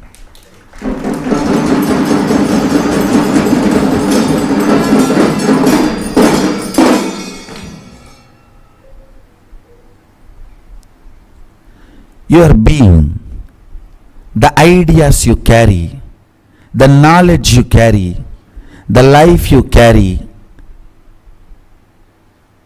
everything you think you have, your body, your mind, your being, go on deciding, I will own and facilitate more and more people getting enriched, helped, supported, evolved through this whatever I am having. Understand, I tell you,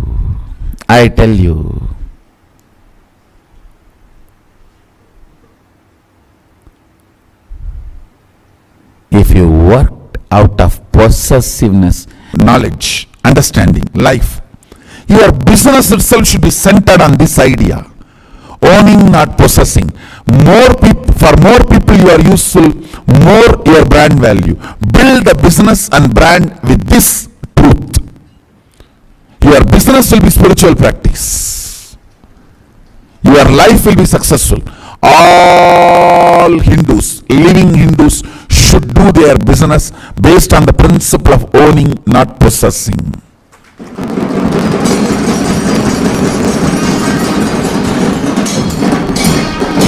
And I tell you, man who understands this one concept, owning, not possessing, lives forever happily. Long life, because possessing releases intense adrenaline, owning makes intense dopamine release. It is simple chemistry. Owning and sharing, intense dopamine release. Possessing and insecurity, intense adrenaline release. More adrenaline, quicker you age and die quicker. More dopamine, more anti-aging and live longer.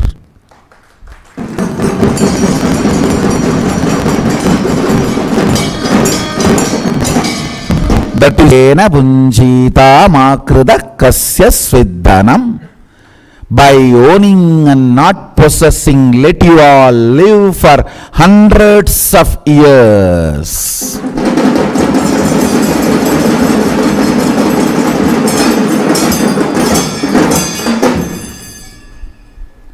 By owning and not possessing, let us all live for hundreds of years.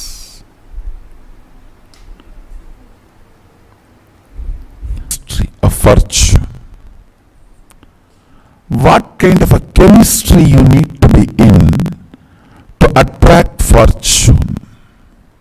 Listen.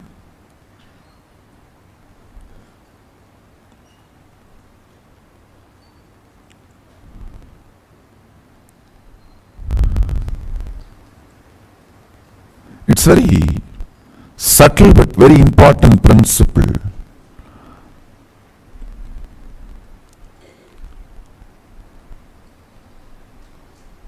There is a statement by a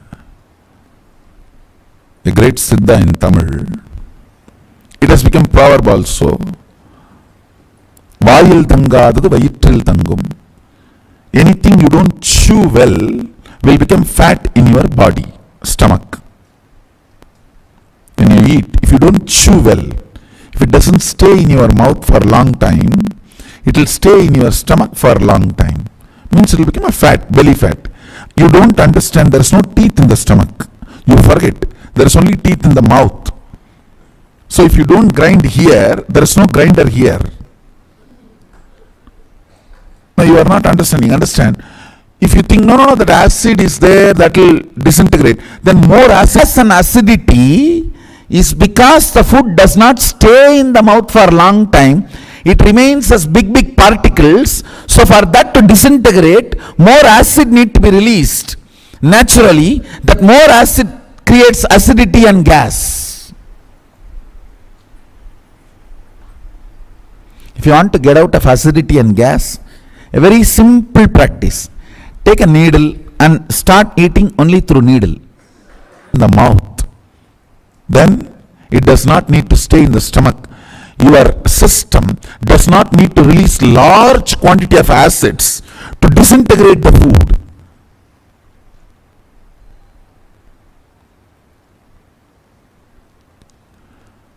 Listen, why I am giving this proverb now. If you sit intensely imbibing this subtle truth I am going to reveal, you don't need to waste your time sitting and earning wealth. Listen.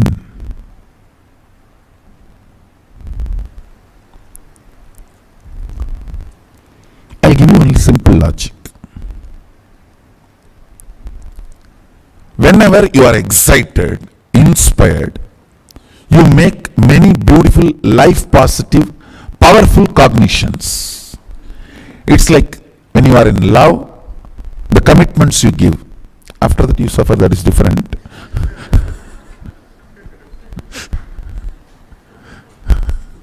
Now, there is a proverb also: when you are happy, don't commit with others. When you are sad, don't break with others. Both will be wrong decision. I tell you.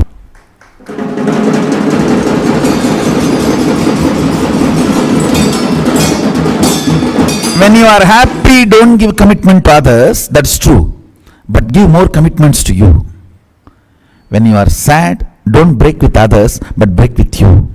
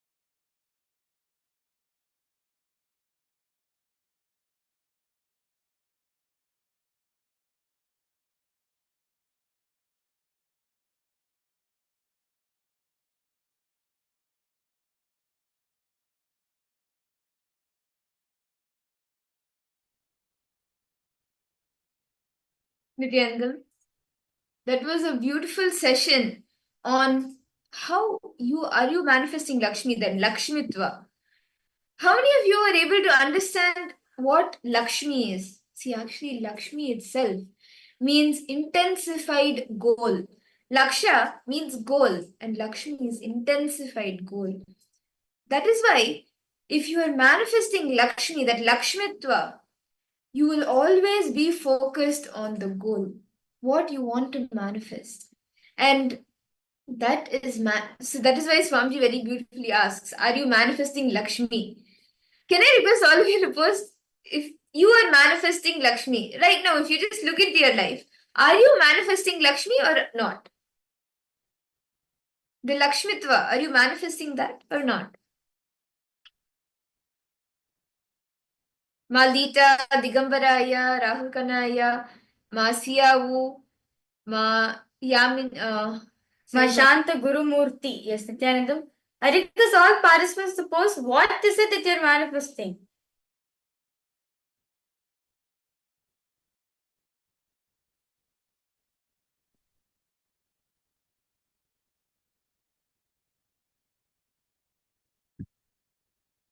No, I have posted no, not to that extent which I want. You're manifesting Lakshmi, okay. Rahul Kanaya, not to the extent.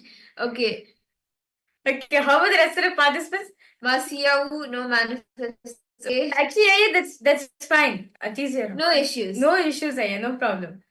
See, all of us, somewhere that actually beautifully Swamiji explains how all of us, there's two gods, Kubera and Lakshmi. Kubera, he always likes to hoard the wealth, and it represents how all of us tend to save the money and just keep it with us. Lakshmi, she continuously creates it, generates it, and shares it, contributes it to others. And that is the virtue cycle that keeps going on. She creates it, manifests, and generates it, and contributes to everyone else. And can I ask a quick question to all of you? Before wealth comes to you in life, how active and involved and enriching you were? How many decisions per day were you making? And how many people you were interacting with? How many of you? So I request all participants to post this sincerely. Okay, this is actually a question Swamiji asked. Well, before wealth come into it, before we introduce to spending the money, earning the money, all those things, right? Before wealth comes in your life, how active, involved are you? How many decisions per day were you taking? How many people were you reaching out to? How you are contributing to people? What was the physical activities, strength, energy, the mental stamina, and will persistence you had before wealth has come into life? Because all participants to post. Like basically before wealth coming in, basically before you started manifesting, before you started earning income as in wealth for you. Very less. Okay, no issues. Rahul Kanaya, you have posted very less. Got the answer, okay. Yeah. So basically, before wealth came in your life, you were less predictive. No problem. That's fine. No problem. Okay. How about the rest of the participants? Ma Nistre Gunya, Ma Fatima Dehestani, Ma Purushananda, Ma Lita, Ma Anandeshwari. All of you can also post. Ma Siyavu, Ma Iqbal.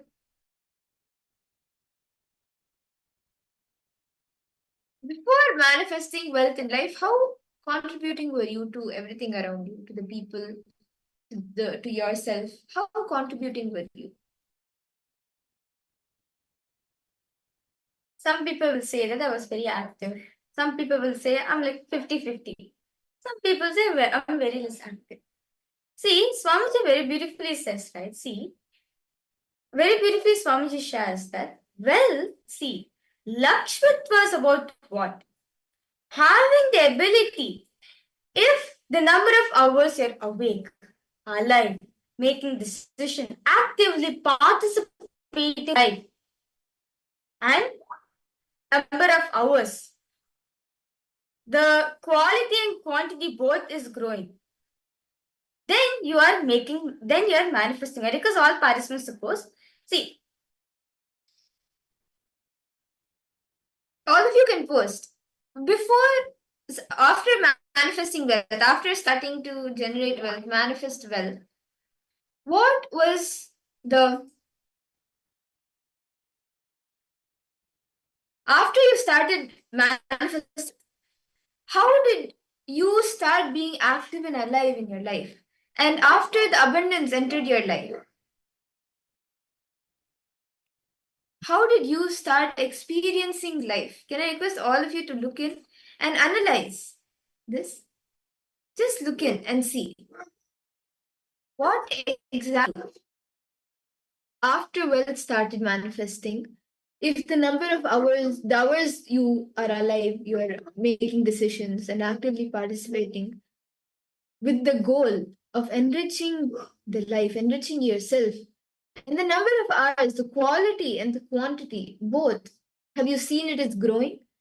Then, if you have seen it is growing, then you are manifesting wealth. So you need just analyze two things. One, before manifesting wealth and after you started manifesting and creating wealth.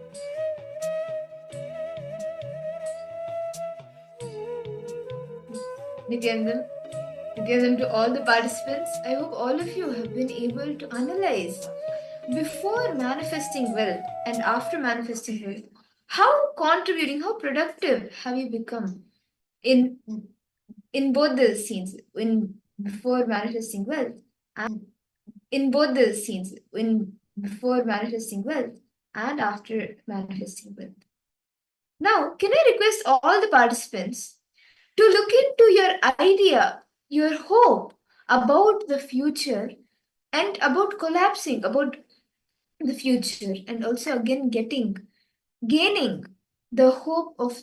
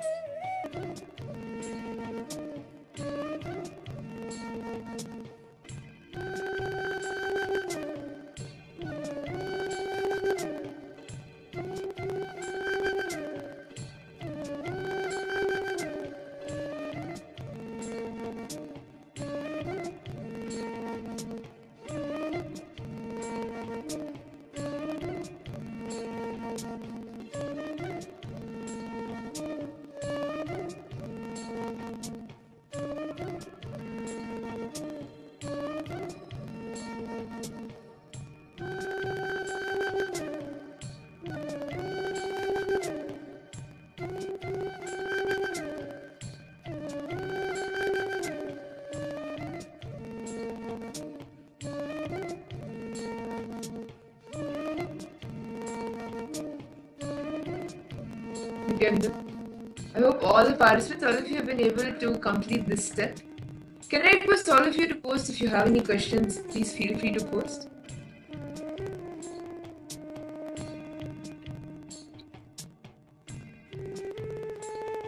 Now, I request all the participants to internalize. See, when you're having hope about your fortune, what kind of ideas you cherish, knowing that all these ideas are going to collapse tomorrow. And then, when it collapses again, It's all part of our understanding. See, many times we carry such false decisions in our life which we do not keep up to it. Actually, Swami says it. We take so much decisions in our life which we do not keep up to. That is why we're not able to manifest wealth in our life. See, let's say today you decided, okay, I'm going to work very hard to manifest wealth. Let's say to manifest 1 million. Next day morning, you'll be like, this is how all of us are. Rahul Kanaya, I can see you're laughing, you're able to connect with this.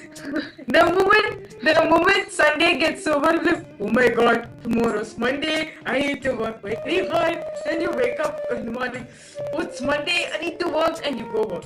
Okay? Then the cycle starts. Then Friday afternoon, I think I can rest for a while. Tomorrow's Sunday. Tomorrow's Saturday. Then Sunday morning you wake up. It's Sunday. Why I need to work? Let me go enjoy. Let me go do what I want, right? Let me go eat as much as I want and come, right? This is the drama all of us stuck right now. See, this is what Swami is saying. We make contradictions through a statement which we are making to ourselves. We don't hold on to the goals of our life. And that is what is going against that goal, staying aligned to the goal. But unfortunately, all of us unconsciously or consciously go against our goal. We have conflicting ideas, and go against the goal, what actually we want to manifest. Okay, you posted need to bring more activeness, responsibility, decision making, meeting new people. See, Swamiji says very beautifully, most of the time in our life we take decision which collapses the next day itself.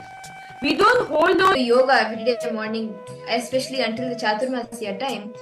He said, take a commitment only to do it till the Chaturmasya. If you say, I'll do yoga forever, every day I will get up and do, the next day you will forget. It will not be, that commitment that you gave to yourself will not stay with you, because your mind already gets convinced unconsciously that it's not going to happen every day. So that's why you decide, okay, until this time period, let me do it. That's why he said clearly, Swami said clearly, until Chaturmasya you declare, let me do yoga. now I'm deciding, I'm going to be integrated for yoga today onwards. Maximum, you'll be integrated for 1 week. Maximum. After 1 week, that's it. One day you miss, and then the next day you will decide that day evening, like the day you miss, that day evening you will decide, okay, I'll get back tomorrow. But the next day morning you'll be like, okay, one day I missed, okay, one more day, let me just miss, anyways I'm healthy. And then you miss that day also, and then the cycle goes on. You end up not knowing for how many days you missed yoga. And then again you need to restart, you need to again push yourself and restart. How many of you are understanding this? This is what Swamiji says, the right attitude towards money needs to be gotten. Goal. Laksha. If you have the right goal in your life, if you set clear goals in your life, you will see Lakshmi will shower herself. A rich man knows the goals of his life. He sets goals according to which he can fulfill. He don't set goals which are not realistic. No. He sets goals which are realistic for him and he finishes it. This is what Swamiji says, the right attitude towards money, the right attitude towards wealth is having a straightforward goal. Decide to bring activeness. See, Lakshmi was also dependent on the activeness you carry in your life.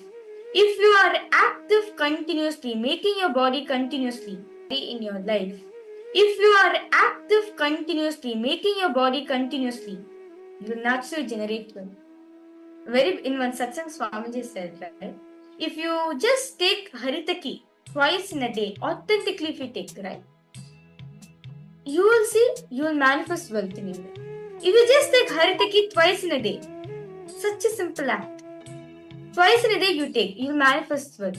Because, very beautifully Swamiji says that, because the intensity out of which you do to fulfill that commitment, that itself will make you manifest wealth in your life. So all we need is lakshyam, activeness, goal to manifest our reality.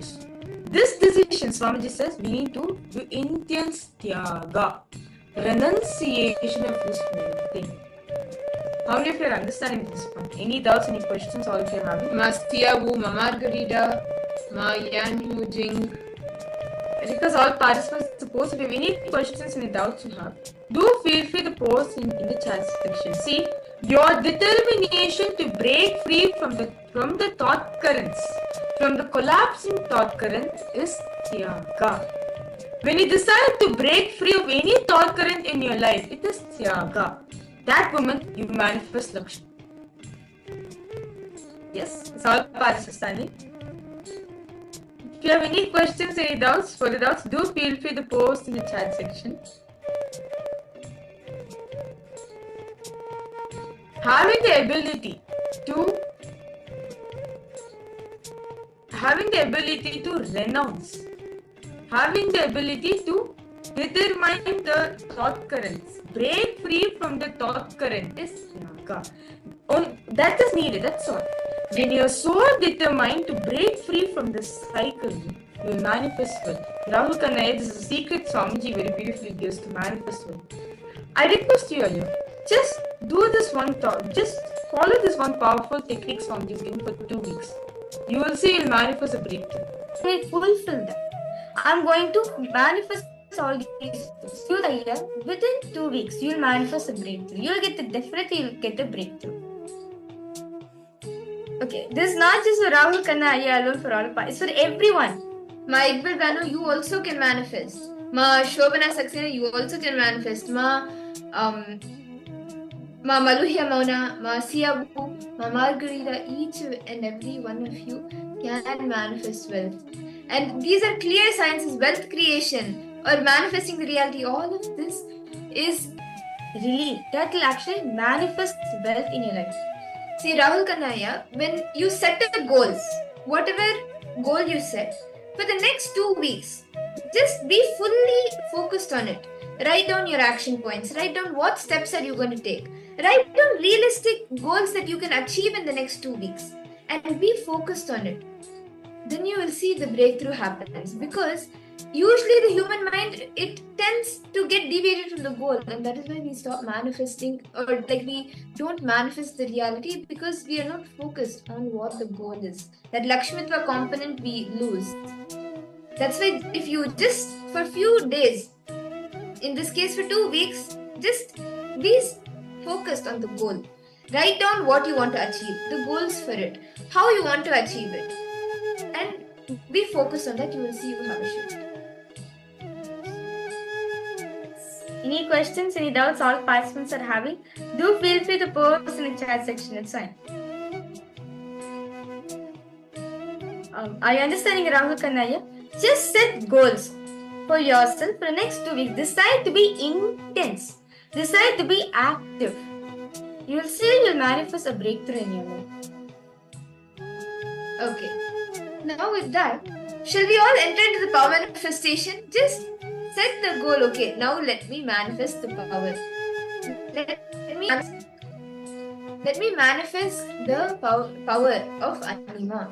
Let me manifest this Ashtam Bhasham. Let's just create that will.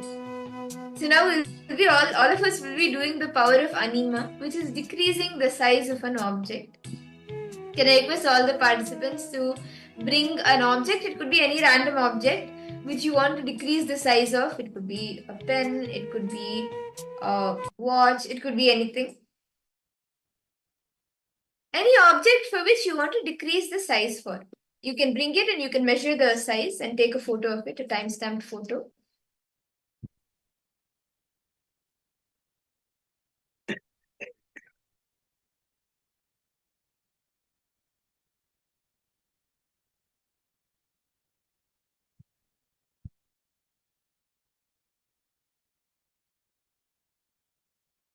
Now, I hope all the participants, you have brought your object. You could post in the chat what object you are going to be using. Ma Siyavu, Rahul Kanaya, Ma Margarita, Ma Maluhya Mauna, Ma Sharma, and all of you can post what is the object that you will be using for the manifestation, Manasre Gunya. And if you are done measuring it and taking a photo,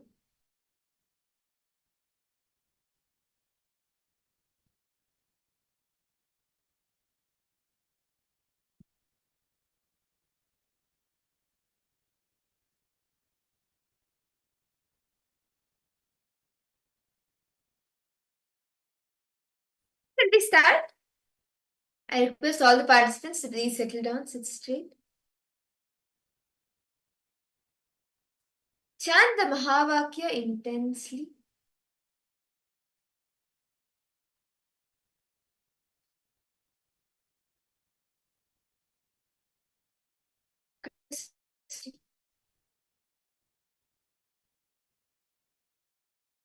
And intensely look at the object with your see it, actually visualize it decreasing size. Okay. Rahul Kanaya, you are using paper. Okay.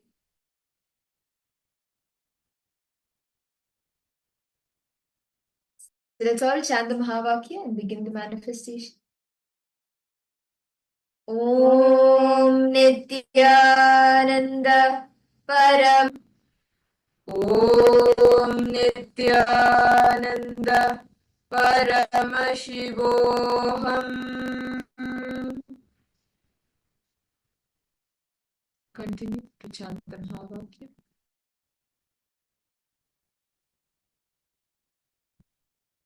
Look intensely through the third eye on the object.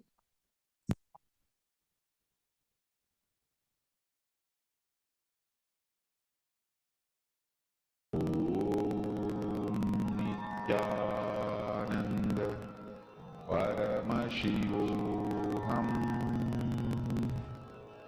Om Nithyananda Paramashivoham Om Nithyananda Paramashivoham Om Nithyananda Paramashivoham Om Nithyananda Paramashivoham Om Nithyananda Paramashivoham Om Nithyananda Paramashivoham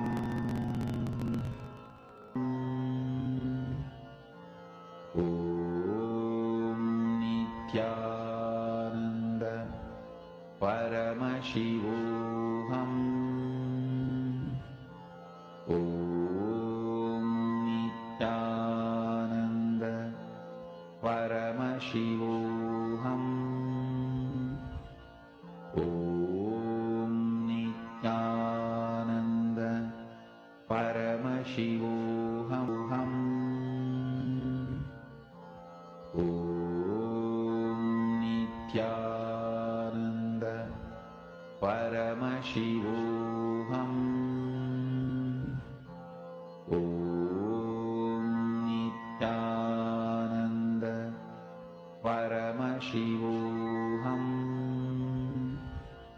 Om Nithyananda Paramashivoham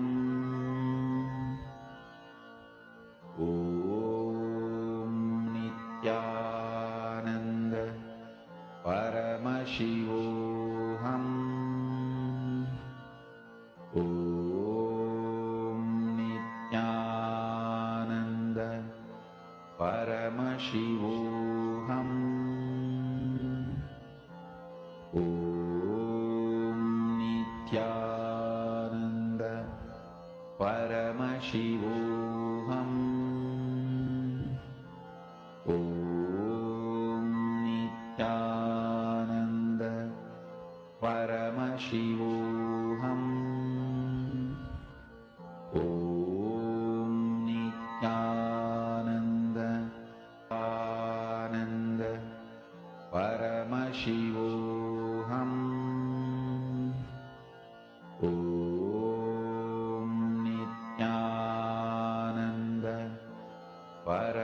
Paramashivoham.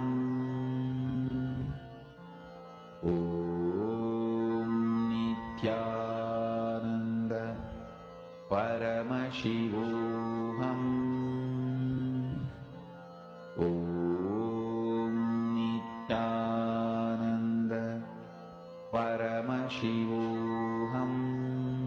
Om Nithyananda Paramashivoham. Om Nithyananda Paramashivoham. Om.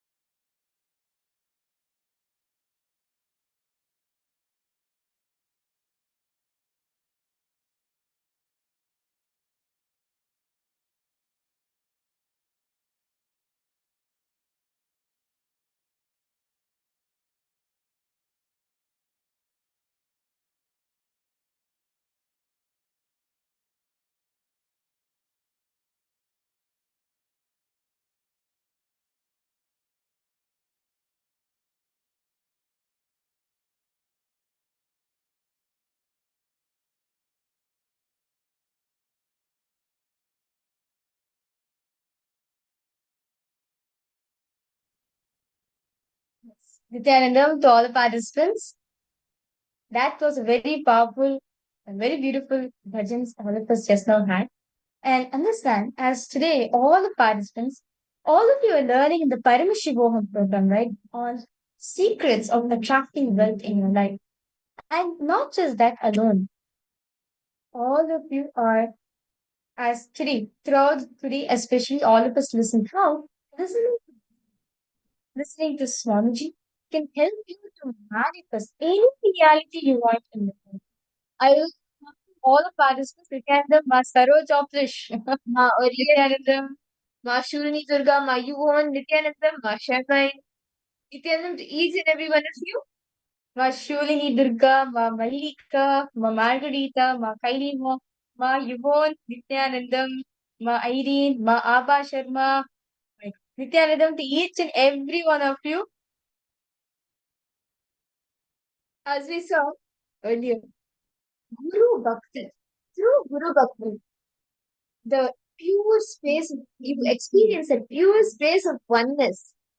Just through the devotion, you can experience a pure state of oneness.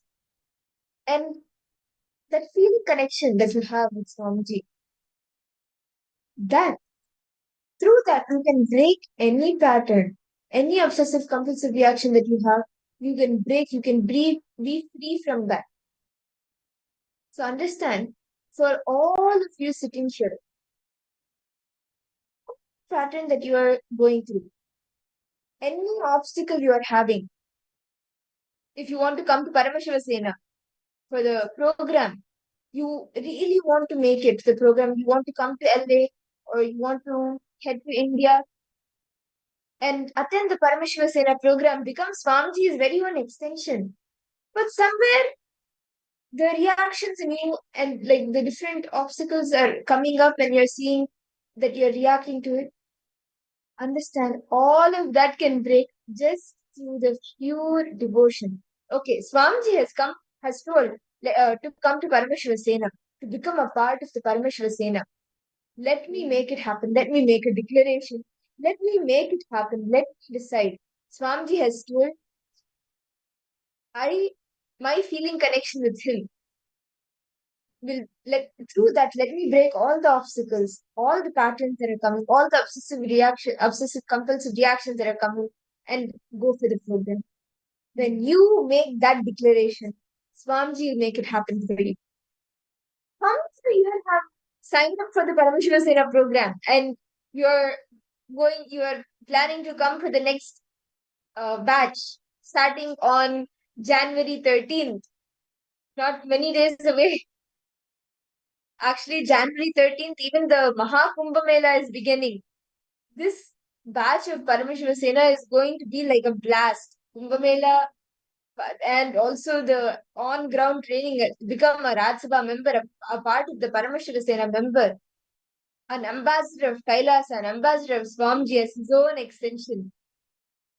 It's like, even just thinking about it, it's like, oh my God, so much is there. Swamiji's vision is huge. Like, on the same day when Mahakumbha Mela begins, the next batch of Paramashivasena is beginning. Imagine if you are in this batch of Paramashivasena, along with the training to become the on-ground training to become a Rajya Sabha member, to become a part of the Paramashivasena, Swamiji's own extension. During the Kumbh Mela time, it is such a huge opportunity, a huge blessing for each and every one of us, where you get trained, guided by Swamiji. During the grand Mahakumbh Mela celebrations, which is like the grand celebrations of Hinduism, where all Hindus around the world gather. And during this time, you will be getting trained as a Paramashivasena member, a Rajya Sabha member of Kailasa, and go on enriching, manifesting Swamiji through you. Build your spiritual competence, whether it is in AI, whether it is in leadership roles, every single thing, you'll be building your spiritual competence. And the best part, Swamiji will know you personally. You'll be experiencing the Paramashiva Vijnana where Swamiji will know you. Whether it is your name or whether it is your age, your background, your family, internally, externally, what is your background, internally, what are the different patterns, emotions that you're going through, what is the thing that you seek for the most, what is the thing that you hold on to the most, what is the pattern which Swamiji needs to help you to break free from. Every single thing, Swamiji will know you inside out. And that's the best thing, that as Swamiji revealed, you can experience this in the Paramashivasena program. See, what is the goal that we are working towards, right? Participants. When we are talking about all the participants, if you have the intention, Sena member to become, you can take the step right now, immediately. If you sign up, become Swamiji's very own extension, manifesting him through you. You have an opportunity now by signing up for the program and attending, making it to LA or India and attending the program. Swamiji, out of his extreme compassion, has opened up the two batches, next two batches, even before the first one can even get over. Who would think, like, if maybe you were told to arrange a program and host a program, or like you were hosting a program, would you even, okay, let me do the first one, and that will be the one program that happens, and then after that it's over, right? Would you have ever imagined that having back to back batches, like whether you see any program, whether from, if you see the Paramashivoham program or even the Inner Awakening program, the Inner Awakening, the 21 days program, it started and it went on and on, like literally every month Inner Awakening used to happen. Swamiji used to host the Inner Awakening, guide people, enrich people, give them a super conscious breakthrough. Then it came to the next step. Swamiji started the Paramashivoham, first level 1, that also became back to back sessions, like seasons. When one gets over, the next one starts. Then Paramashivoham 2 began. The Paramashivoham level 2, Swamiji started hosting. That also, Swamiji made it available to all, and that too for free. For free. Back to back to back, continuous programs, batches, inviting people, enriching people, and just going on giving a conscious breakthrough, a super conscious breakthrough. And then Swamiji even opened Paramashivoham level 3. That also Swamiji made it free, open to all.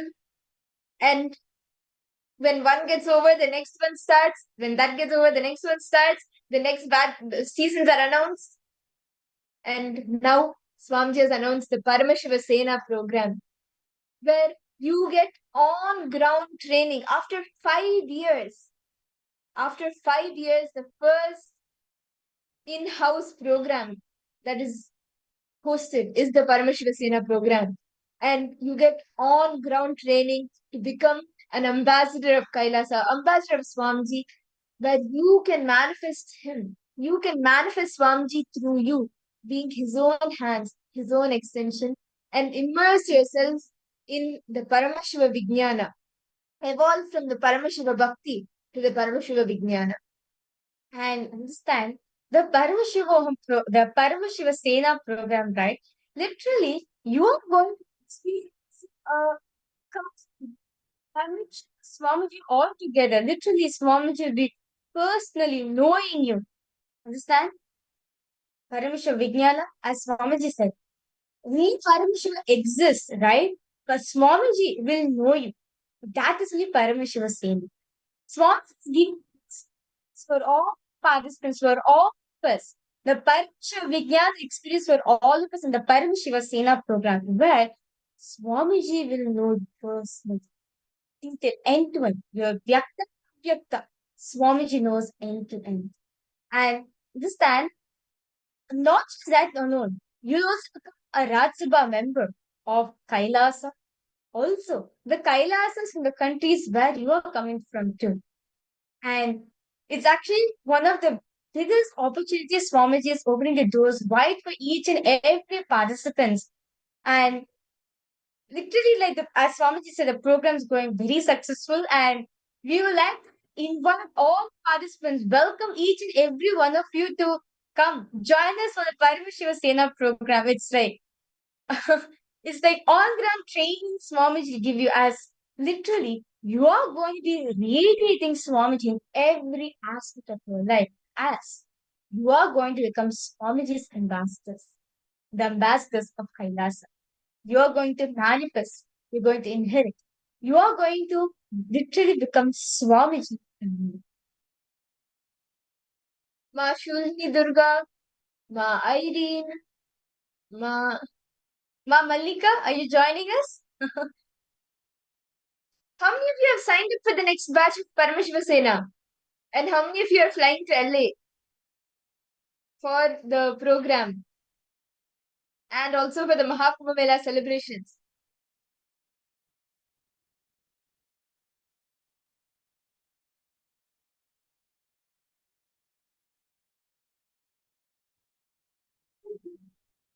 Ma Mallika, why don't you put your intention? Do you want to become an extension? Like, do you want to experience that space of Parameshwara Vijnana where Swamiji knows you? He'll even call out your name. He can call out your name. He will know you inside out. He will know you everything externally, internally. Swamiji will know you. How many of you want to experience that beautiful space? Actually, when Swamiji was sharing, right, about how Parameshwara Bhakti is you knowing Swamiji, you knowing Parameshwara. Parameshwara Jnana is all the knowledge, the Jnana that you acquire. Even for the Parameshwara Bhakti, you need the Parameshwara Jnana. Then the Parameshwara Vijnana is Swamiji knowing you. Right now, Parameshwara Bhakti is like through that you can break any pattern. When when Swamiji says something, let me just surrender, let me offer myself to Swamiji, let me do whatever Swamiji says. That is Parameshwara Bhakti, where you decide with your deep feeling connection and devotion, you just decide to follow the Guruva. And you trying to get to know Swamiji, you know Swamiji is Parameshwara Bhakti. But Parameshwara Vijnana is Swamiji knowing you. Even when he tries to know you, you start experiencing the Parameshwara Vijnana.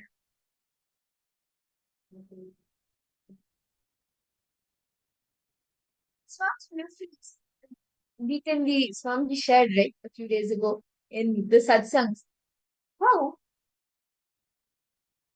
when you experience the Parameshwara Vijnana, you only have Shiva, Shiva, Shiva. Because the identity is not there. The I will leave you. And as all of us are right now in that space, beautiful space, right, to receive the blessings, receive the blessings of Swamiji, the darshan of Swamiji. As all of us have understood that by listening to Guruva, by listening to what Swamiji is saying, right? See, understand all the participants, whatever Swamiji is giving for all of us as the solution to sincerity. Understand me? Sincerity with thought correct. When you just decide, yes, I will do it, you will see any items in your life, whether health, wealth, relationship, career, any life you want to manifest, simply starts to manifest. This is like a simple key. If you just listen to Swamiji, what does Swamiji is giving? What Swamiji is telling you to, as the Guru Bhakti? Just follow it with without any questions, without any doubts. Just follow it. Just follow it intuitively. You see you manifest all the best things you want in your life. And now let us all enter into the deep space of gratitude. Just immerse yourself in gratitude.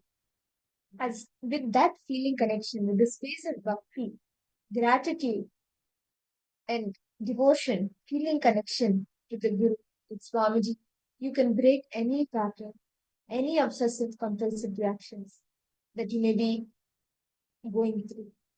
So let's take a few minutes, just immerse yourself in that space of gratitude. I request all participants, please settle down and close your eyes. Please sit straight and close your eyes. Let's now enter the space of deep gratitude, as all of us now going to be doing the beautiful gratitude meditation.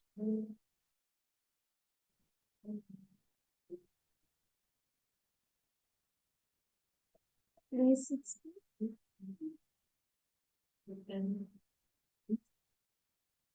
bring your awareness, your concentration to your Sahasrara chakra, the crown center.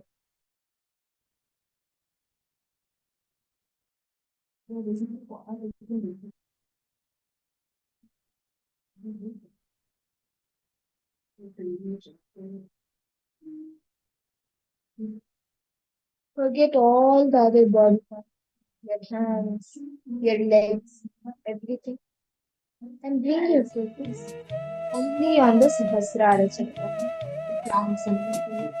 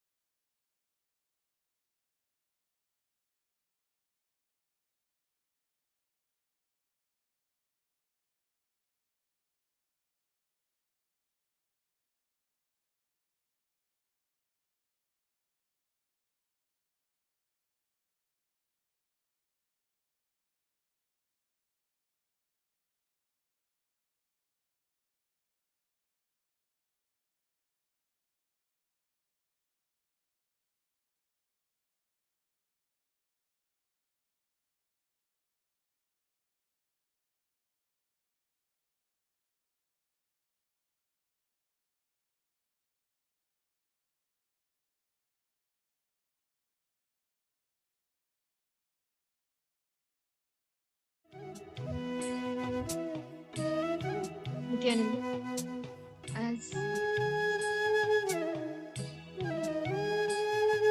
as you continue to sit in the space of gratitude, in the space focused on your Sahasrara Chakra, slowly bring a smile on your face.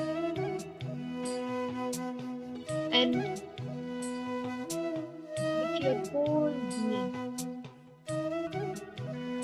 offer your gratitude to your mother, the one who gave birth to you, the one who gave you life. Offer your gratitude to her.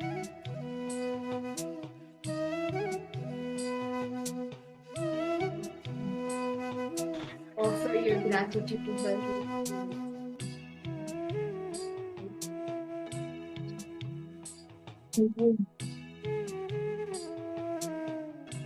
For 9 months and bringing you into this world. Offer your gratitude to her.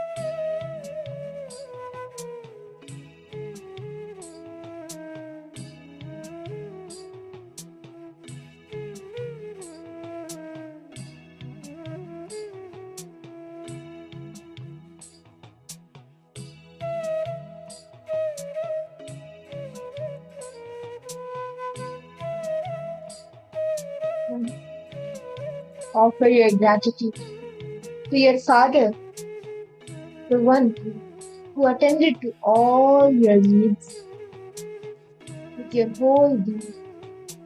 Offer your gratitude to him.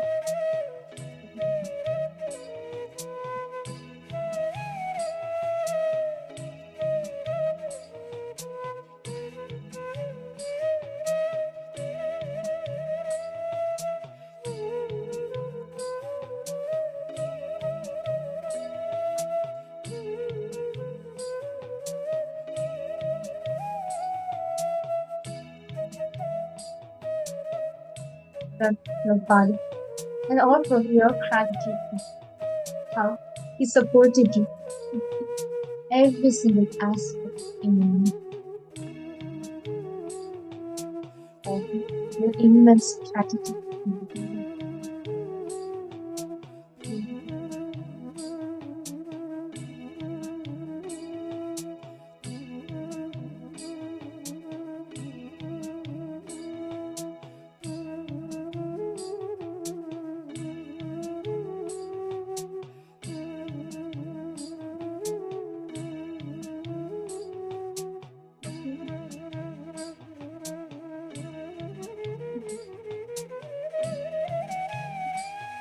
Now, offer your gratitude to all the doctors, the nurses who welcomed you to this world, who received you into this world. Offer your gratitude to them.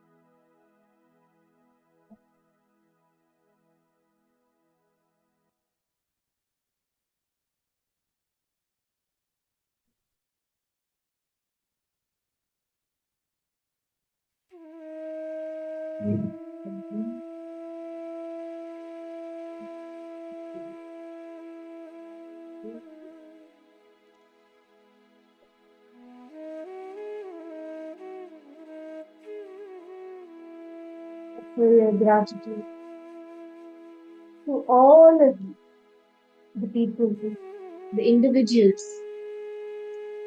who spent their time, their energy in building the hospital, the house that you gave birth to.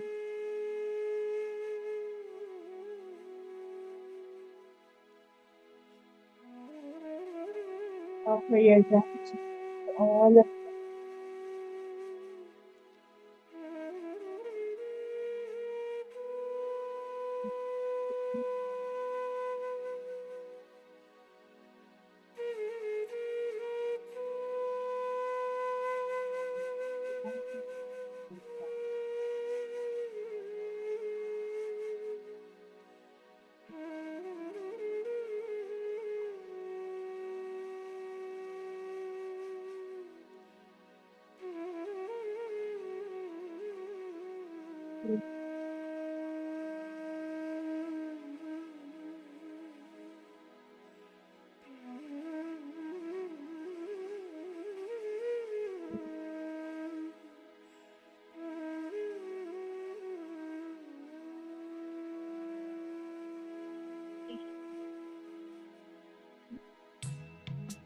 Now, offer your gratitude to all of the individuals, to all of the beings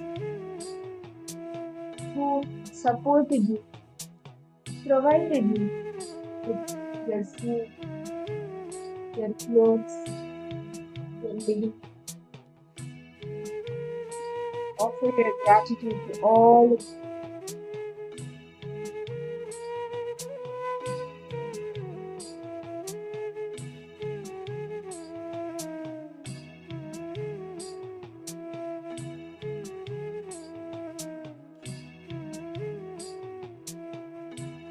Now, offer your gratitude to all those beings who took care of you when you were an infant.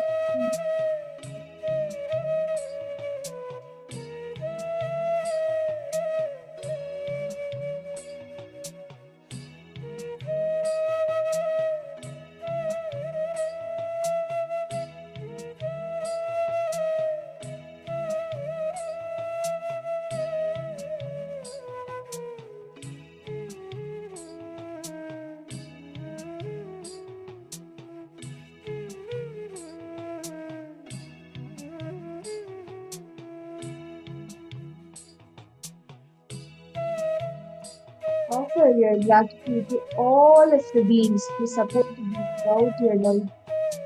Offer your gratitude to your body, your mind, and his family, who is the source. Offer your gratitude to the